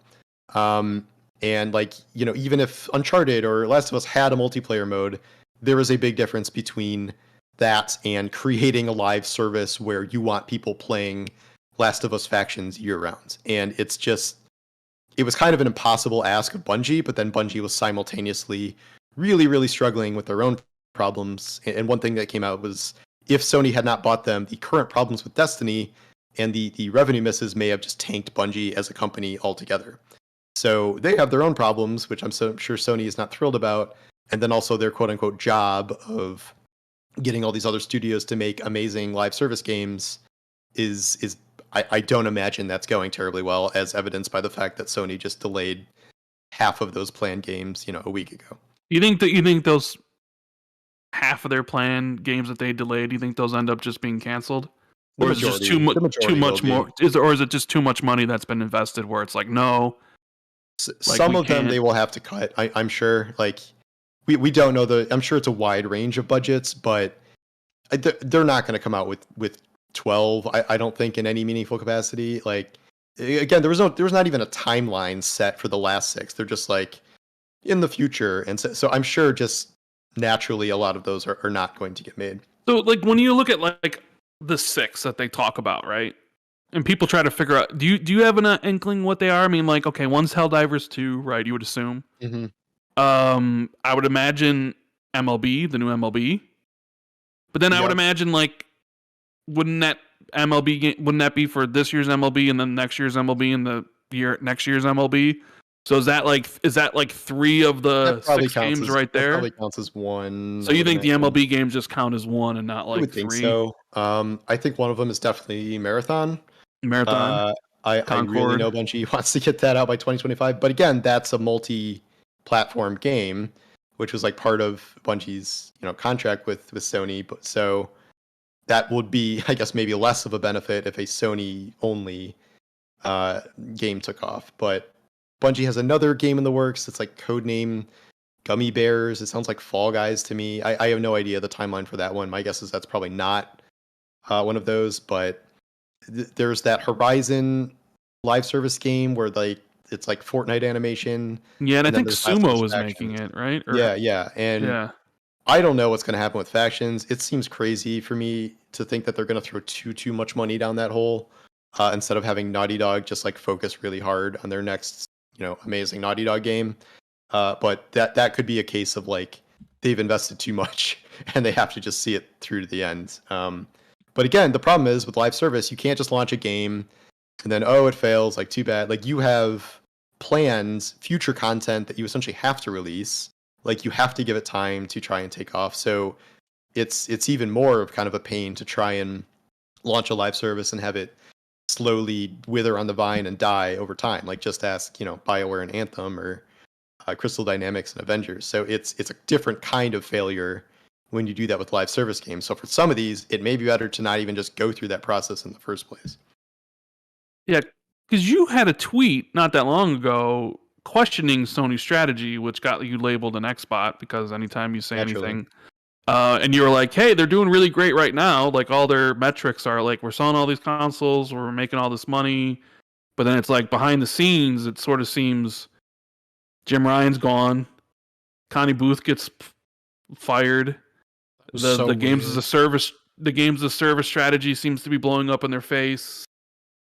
And you were like, I think your tweet was basically like, I don't know what's going on there. Like, I mean, do you? I guess the question some people have is like, with Jim Ryan, do you think Jim Ryan retired? Because there's still that kind of positioning, especially what the CEO said recently. That it sort of seems like he might have been pushed out. It's hard to tell. I mean, when you have the class of executives that's of a certain age, you can never tell if someone just wants to retire to just get rid of the headaches and go hang out on their yacht, or if it's someone being pushed out. The Connie Booth thing sounded like she got fired somehow. Jim Ryan, I don't know. I feel like that's a coin flip. But like to answer your question, I mean, fundamentally, yeah, I think Sony is facing some real challenges because one thing they do very well is they make these single player games that sell really well, that are really well acclaimed. And yet the budgets for those games are crazy.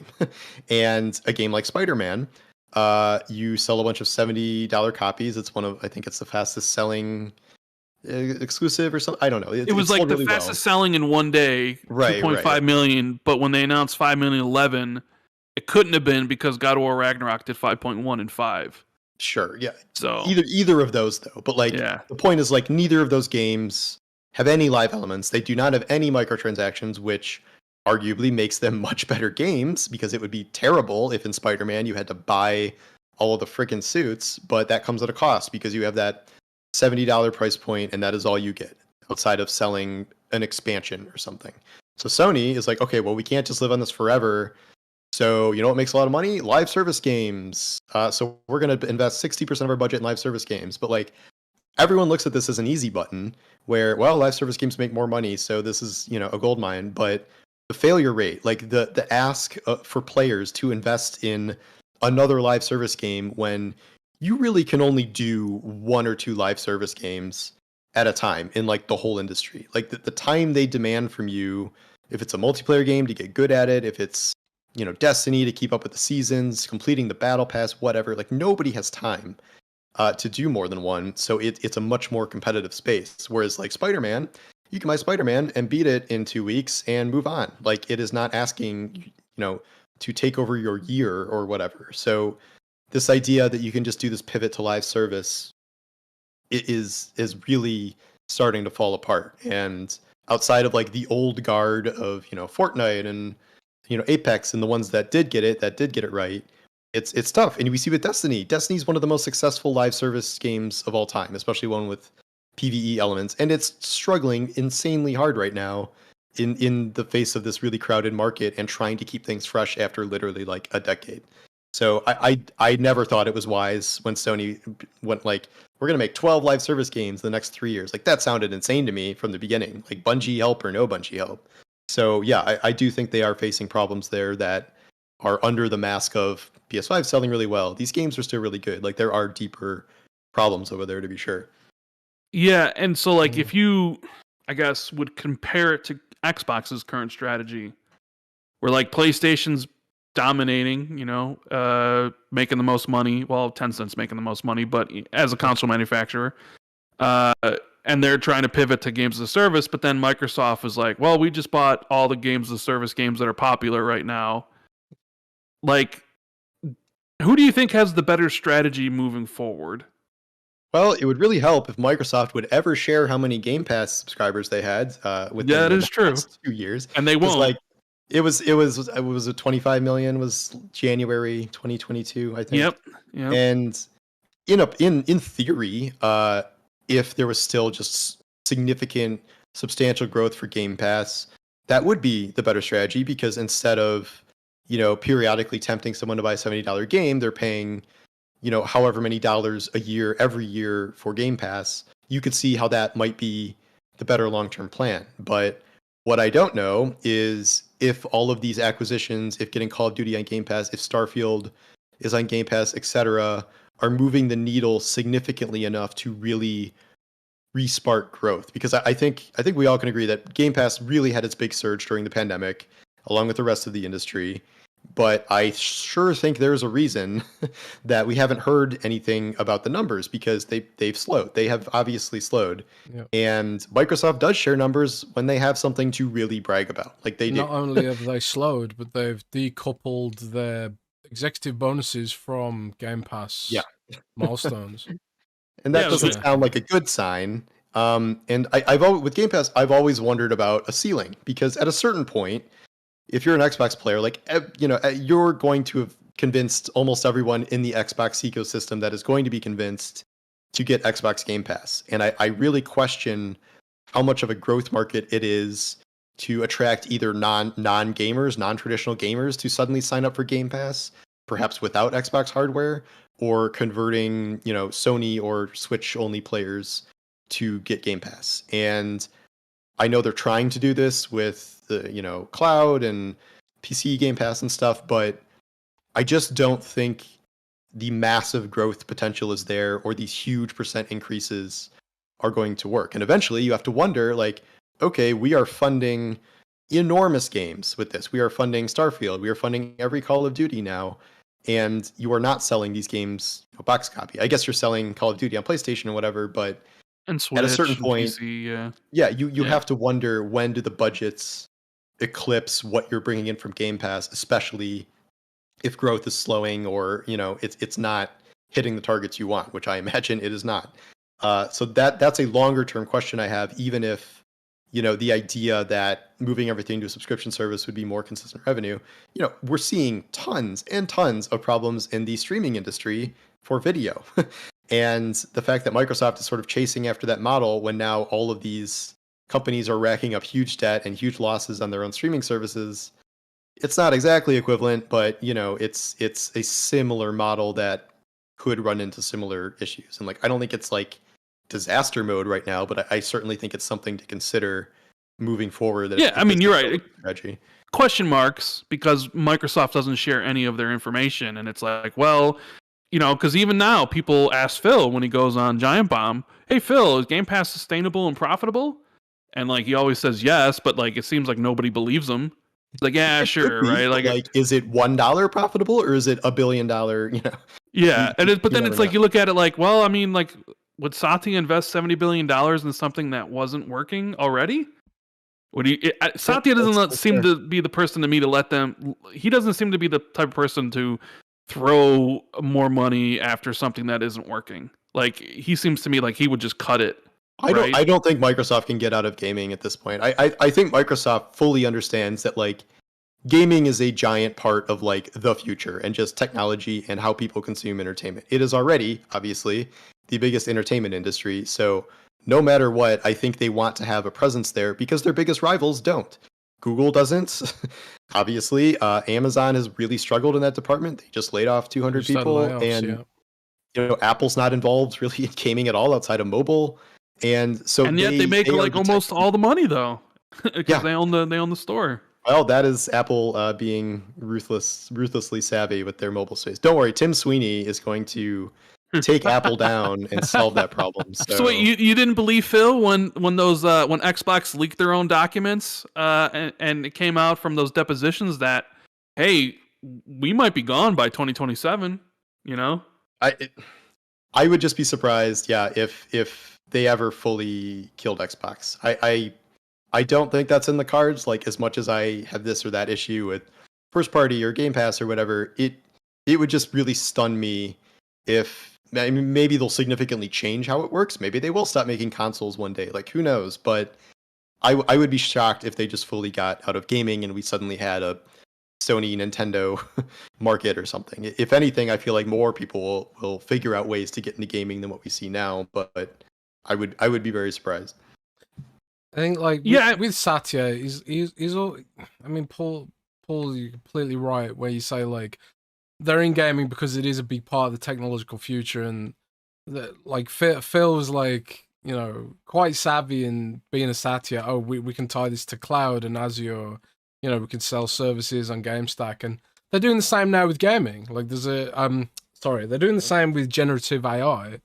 And now they've got a team that's looking at how to integrate AI into games, and Microsoft just announced that this past week. So I think they'll always be in gaming, even if they don't make consoles. But it's a strange, volatile market, isn't it, right now? Yeah, absolutely. I mean, it always is, but yeah, especially more than ever lately. Yeah. I guess let's see. There was something that you said earlier that I wanted to circle back to. It was when I asked you about the Game of the Year noms, you said that wasn't the most surprising thing. I guess I wanted to touch on what was for you the most surprising thing about the Game Awards. I don't know if there is. There's just anything I was super stunned by. I think it's surprising how little they've tried to refine their categories and how they're just not really changing anything, even though huge chunks of it just don't make sense. I wrote a whole article about how the whole category system is totally screwed up, because if you have Baldur's Gate 3 nominated for Game of the Year and in Best RPG, none of the other games have a chance. So why does that category exist? Or this year in Best Action Adventure, you have 4 of the games. Yep. So if Alan Wake wins that, almost certainly the other 3 games have no chance at Game of the Year. Exactly. So, yeah. what is the point? and it's a very strange system, but I don't know the solution either, because if you disallow Game of the Year nominees to be in the subcategories, then and you win, you're like, I am the second best RPG of the year besides Baldur's Gate. Like it's it's a strange system, but then also, yeah, cut the esports stuff, cut the creator stuff, do more performance stuff, maybe do best new IP. I think it needs larger overhauls than what we've seen. But the show is enormously successful, and it's growing year over year in like really big ways, like significantly big ways. It really is dwarfing like the Oscars, the Emmys, all of those in terms of its reach, just because it's streamed and the gaming industry is so big. So Jeff's getting what he wants, and there's probably no real reason for him to change it significantly. And I guess some of the surprises, we already talked about Starfield, Hogwarts Legacy. That's a whole thing with 0 nominations. Yeah, how do you feel about that? So the reaction is like, okay, this is a crowd that doesn't want to nominate the game because of J.K. Rowling, which I think is true to a certain extent. And yet, when you sort of look over the nomination list, that would have been a best action adventure nominee based on the game it is, and yet there were 4 Game of the Year contenders in that category and Jedi Survivor. So I'm like, well, it wouldn't have.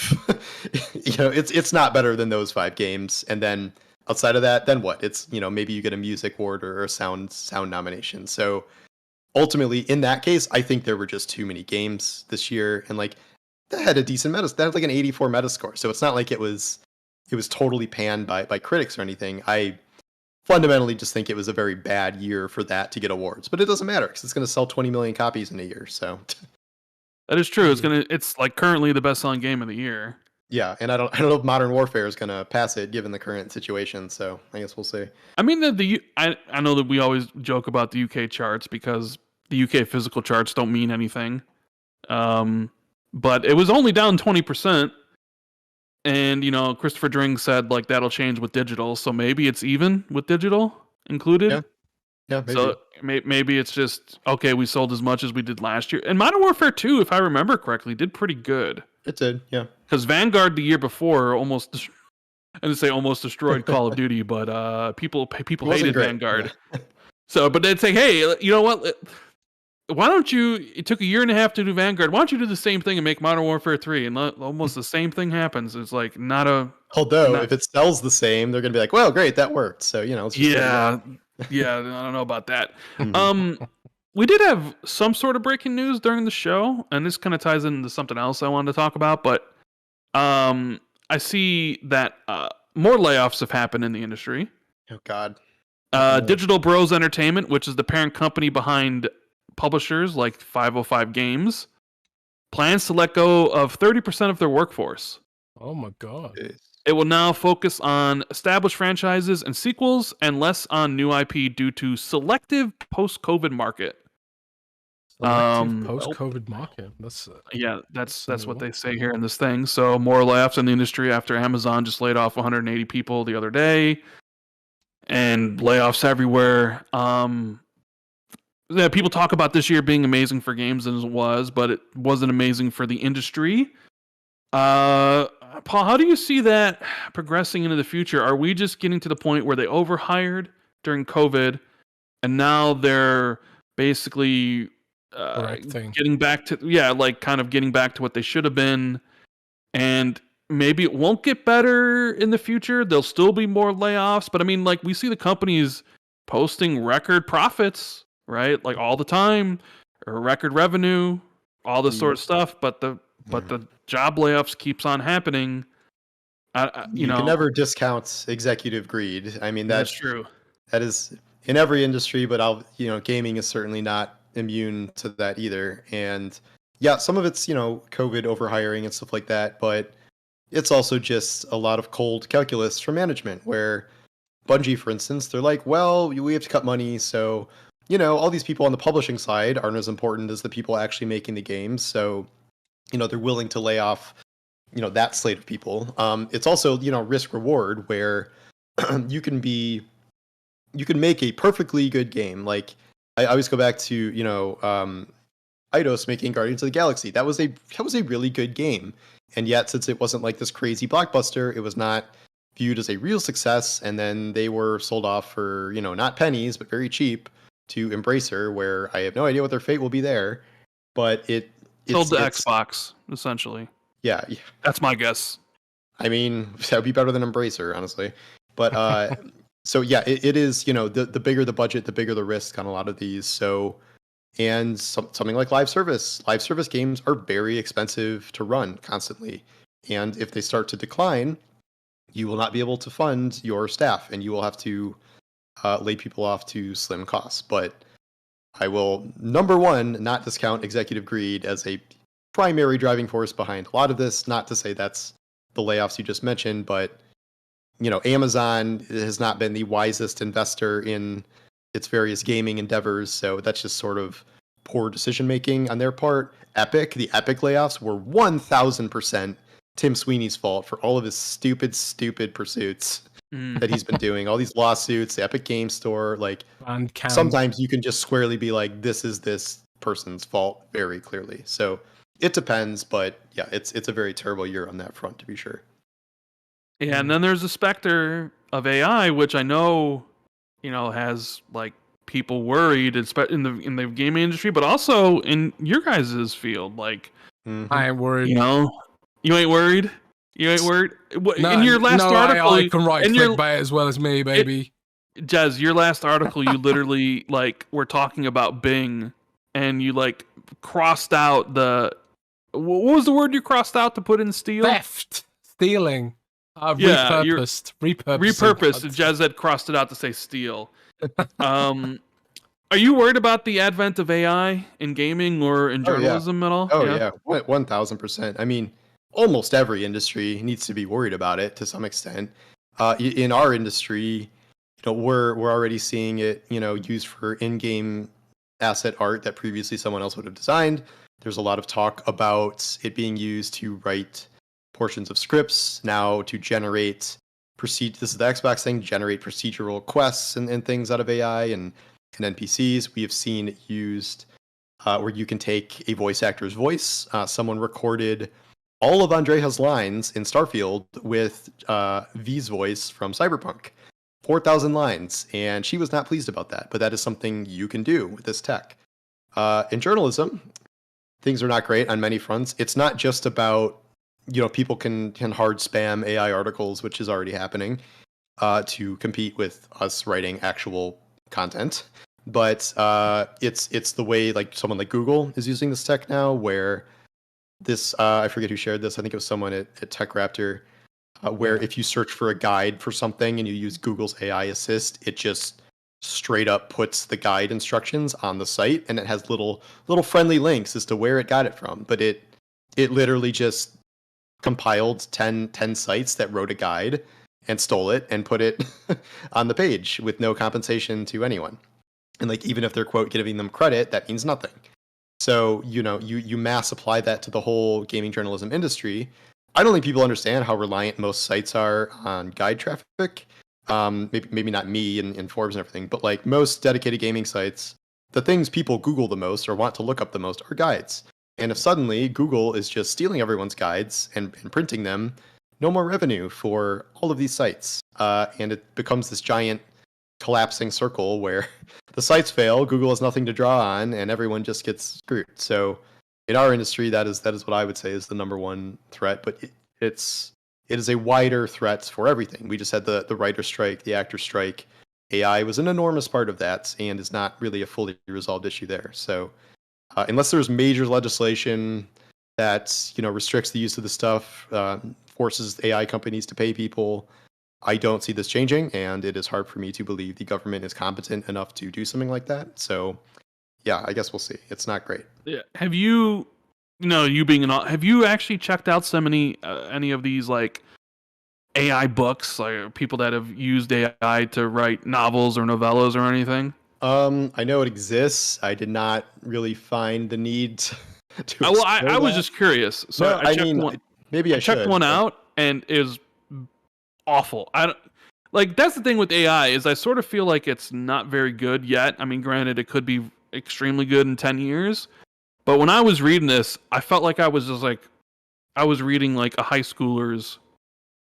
What he would write, and I'm like, this isn't compelling. This is just an amalgamation. Yeah. It was very bad. I guess is the point I'm trying to get, you know? The problem is, I agree that like most AI created stuff is pretty bad in most industries. The problem is how fast it's evolving. And if you look at like, just to use art as an example, like Midjourney 1 a year and a half ago or whatever was like barely coherent images that were like pretty weird, and like it was an image that you typed in and it generated something. But you know, moving from that to just a year and a half later, like not to say AI art is good or it's actual art or whatever, but you know, the advancement in detail and the amount of stuff it's able to do, and like it is transformative. And the same will be true for video and for the written word. And like I agree that it sucks right now, but if you keep training it on bigger and bigger sets of data and it keeps getting better and better, like it's not going to get worse, it's only going to get better.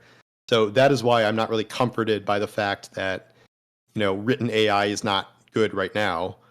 It is already good enough to kind of destroy public or, you know, higher education, because no one needs to write a crappy book report anymore. They can just feed it into, you know, ChatGPT for more creative writing. Like, no, I certainly don't think it's there yet, but come back in 3 years and who knows? So that it still concerns me, even if a lot of aspects of it are bad right now.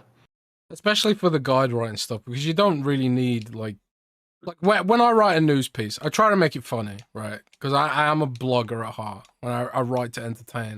And ChatGPT, like, I can't see ChatGPT like replicating me. And maybe if it does, then I can sue someone. I don't know. But like for a guide writing, which is pretty dry and just, you know, step by step kind of guide. Windows Central, definitely our backbone is guides for Windows. Funnily enough, like the really ridiculously high-end guides about, you know, changing registry keys and stuff that you might never need, but we have like thousands of these guides dating back decades, like since the site was made. And you know, that's the backbone of our site. And Google and Bing, not that anyone uses Bing, but mostly Google, they're just stealing this content wholesale, you know. And what Microsoft announced recently was they're going to let people create their own GPTs, their own co-pilots, they're calling them. So like you'll be able to hand an AI your internal documentation and basically train it to be support staff. And just basically you could replace your entire support staff with a chatbot, you know, a GPT or whatever. That'll be like absolutely devastating to the service industry. And there are countries where like, you know, 60-70% of their, you know, GDP is call centers and the service industry. It's gonna be a scary decade for a lot of industries, you know, even beyond gaming and stuff. And it really is every industry. It's hard to even really think of many industries it wouldn't touch, honestly. It's gonna be crazy. And like you say, governments are not competent enough to legislate on this. It feels like the genie's out of the bottle, and like I don't know. Like the tech is there, the tech exists. Even if you make regulations against like ChatGPT or something now, you can never extract the data it already has. Like it is literally impossible to take out stuff it has already compiled. So in some ways, you just cannot go back at this point. Yeah, the genie's out of the bottle. Dude. Kind of like how the movie industry was like, let's put everything on streaming and not the movies. And then now it's like, well, why won't anybody go to the movies? It's because you put everything on streaming like within either 30 days or 2 months. Like I have not been to a movie at the movie theater since Joker in 2019. Oh my God. There's no point. Because it's where I live in Chicago, tickets, you know, a ticket at night, you know, is like $22, $23 or whatever. But like, why would I need to go to put up with other people when I have a, you know, but seriously, why would I want to go and be around all these other people with kids screaming when I can watch it at my home for a cheaper price at my own leisure? Screaming watching the Joker? No, but I'm just saying in general, right? I know. And it's like, you know, it's like, hey, like I got a 77-inch OLED. It's like, I'm not saying it's good as a movie projector, but it's like we're a far cry from 1994 with our CRTVs, right? Well, I sort of think the thing is, dude, like the thing about this discussion is this just happens in life. Like 100 years ago, there would have been a podcast or a gramophone cast or whatever, but whatever they had back then. Gramophone cast? Okay. I don't know what the technology was back then. I didn't take history at school, but the point is that they would have been having discussions about the car. The horse industry would have been having discussions about the car, and they would have been like, oh, the car's going to destroy the horse industry or the horse and carriage industry. Or the accountant's like, what about this calculator thing? Yeah, or Microsoft Excel is going to put all these finance clerks out of business, you know. So I suppose technology, you know, moves relentlessly. It's inevitable, but it doesn't feel good to be the horse. No, it does not. You know, it feels good to be Microsoft, who, you know, owns the car, I guess. That's why, like, it really pisses me off when Microsoft's all like celebrating this stuff, and it's just like, bro, that's my livelihood. Google doesn't even make sense, because like Google's gonna eat its own ad business if it's just doing all of the AI stuff on the page and no one has to click any links or do anything. Like, and it's gonna make it's gonna make itself dumber. Yeah, like, I don't short-term, it's so weird. Games at the expense of long-term. Yeah, I mean, that's what it is. It's so very strange, but I don't know. Anyways. We did have another question. And Jez didn't tell me how long we had you for, so I just assumed. Whatever. Yeah. Yeah. But I'll probably get you out of here on this one. But Ryan Kipple wants to know. Let me get his question. He said, "What is your favorite game of all time?" Oh, that's a good one. I wonder if he read my Game of the Year post today. So my Game of the Year I picked was Cyberpunk 2077. I won't go into a whole explanation of that, but it's my pick and I can do what I want. In that, I mentioned that it is one of my favorite games of all time. I do not know the final ultimate list, but usually what comes to mind whenever I think about this is Halo 3. I have just so many amazing memories with Halo 3. The other top contender is probably Super Smash 64. Last of Us is on there. Mass Effect 1 and 2. Witcher 3. Not 3? Oh, man. I'd say the first 85% of 3. So you're okay. Yeah. And then Cyberpunk is easily a top 5 game for me. That is the single player game I've played the most. It is totally transformed after all this time. I don't know if it's number 1 necessarily. I don't know if I have a firm number 1, but it has really made an impact on me in a way that few other games have. So that is something I've been really into. You have really good taste. Do you realize how much shit I've taken over the years for liking Cyberpunk in my search? I mean, I had 3 playthroughs even before the 2.0 update. So like even before this, I was really on board. As you triggered everybody when you said Cyberpunk was always good. Yeah, I stand by that, bro. I mean, yeah, at its core, it was always a good game. It was massively technically flawed, which was the main problem, and it was missing some features, but it was always at its core a good game. Dude, but some of the quests, and like I don't want to spoil it, but like I haven't played Cyberpunk yet. I haven't played Cyberpunk yet, and I was planning on to. So I'm very So I didn't play it when it first came out.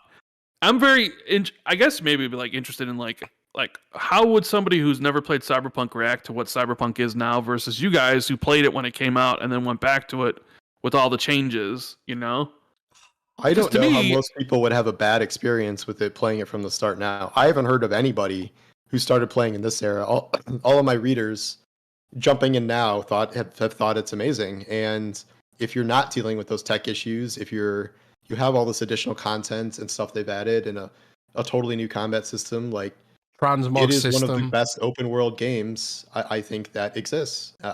In the visual fidelity, if you have a maxed out PC, it's essentially the most technologically advanced PC game on the market for the most part right now. Like it excels in so many ways. And now if you don't have to deal with any of the launch crap, I don't know how most people who like this genre would have a bad time with it.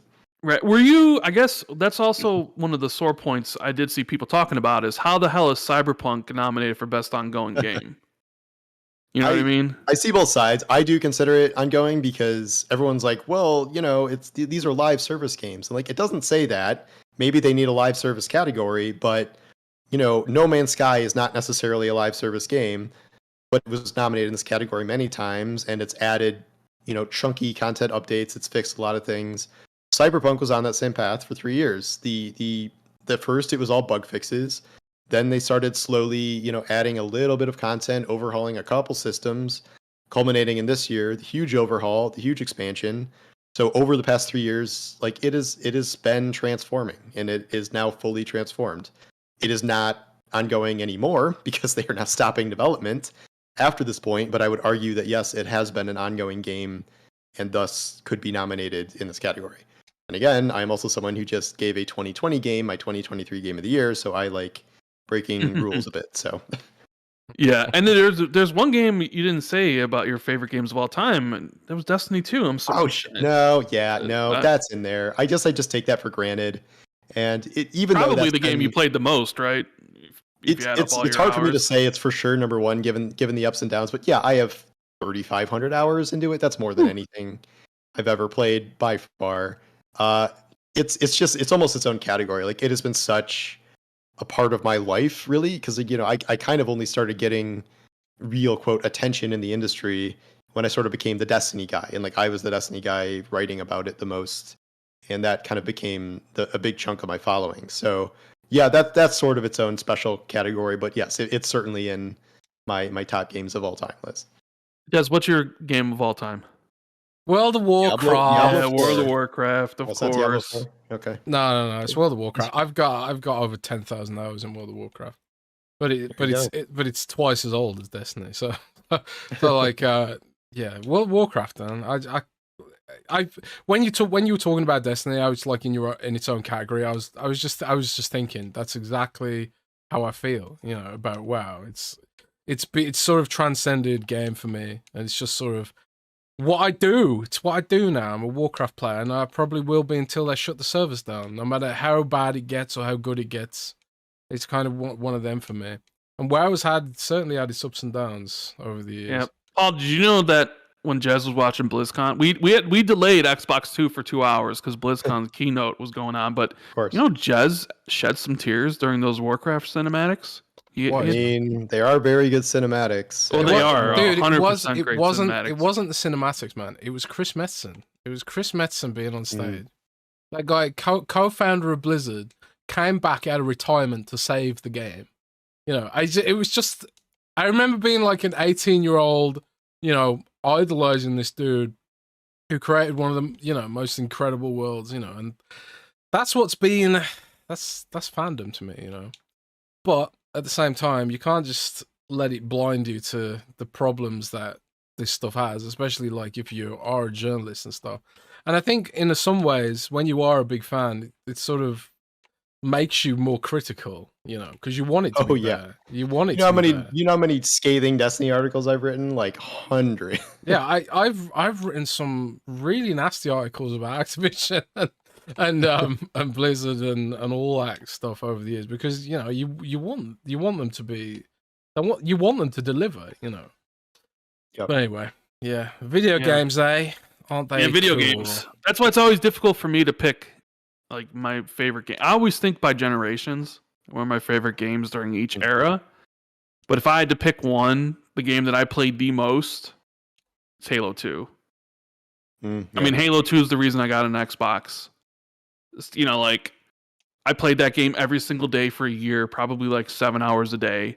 I lost 2 jobs over it, or one job at least, and I didn't care. I I was at work daydreaming about Halo 2. And it was just one of those things where it was like I kept on calling off of work because I just kept wanting to play. Yeah, the online stuff. Yeah. And this is coming from someone who like when I got Halo 2, when me and my brother got it, I wanted to play the campaign. He's the one who went out and got Xbox Live with the headset. And he wanted to play online. And I'm like, who the hell wants to play online? That's for nerds, right? And then I'd watch him play, and I'd get like, I kind of want to do that. And then like I was the big brother, and it was my Xbox, so like I took over. And I had my own friends, and I was so addicted to Halo 2. Oh man, like just to think back to that, like I know for you it's Halo 3, but for me it's Halo 2. I put so much time. I played Halo 2 also. Yeah, I get it. Yeah, terms. but I don't think anything multiplayer wise has ever approached that. PUBG did for a bit. Me and my friend group did play PUBG for 800 hours. Hmm.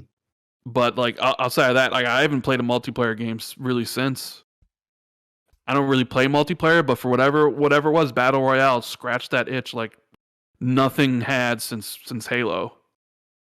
But now like it's all homogenized and whatever, and it's like not special anymore. But anyways, yeah, I figured that's a good point to end the show. I want to thank Paul for coming on and spending his afternoon with us when he didn't have to. Yeah, Paul, thanks so much, man. No, thanks for having me. It was a great time. Yeah. Let people know where they can check out your content if they don't already. Just at Paul Tassi, where I tweet a lot, and then you can just Google me, and my articles will come up. Yeah. So, unless AI just prints all of them in front of you, and just please click on the links. Yes. So yeah, Jez, that's Xbox 2+1. I think we might have another one this month, but either way, we'll be back with an Xbox 2 this Friday with a lot of stuff to talk about. So it should be very interesting. Rock and roll. Thanks everyone, and thanks again to Paul, and we'll see you guys next time. Take care, everybody.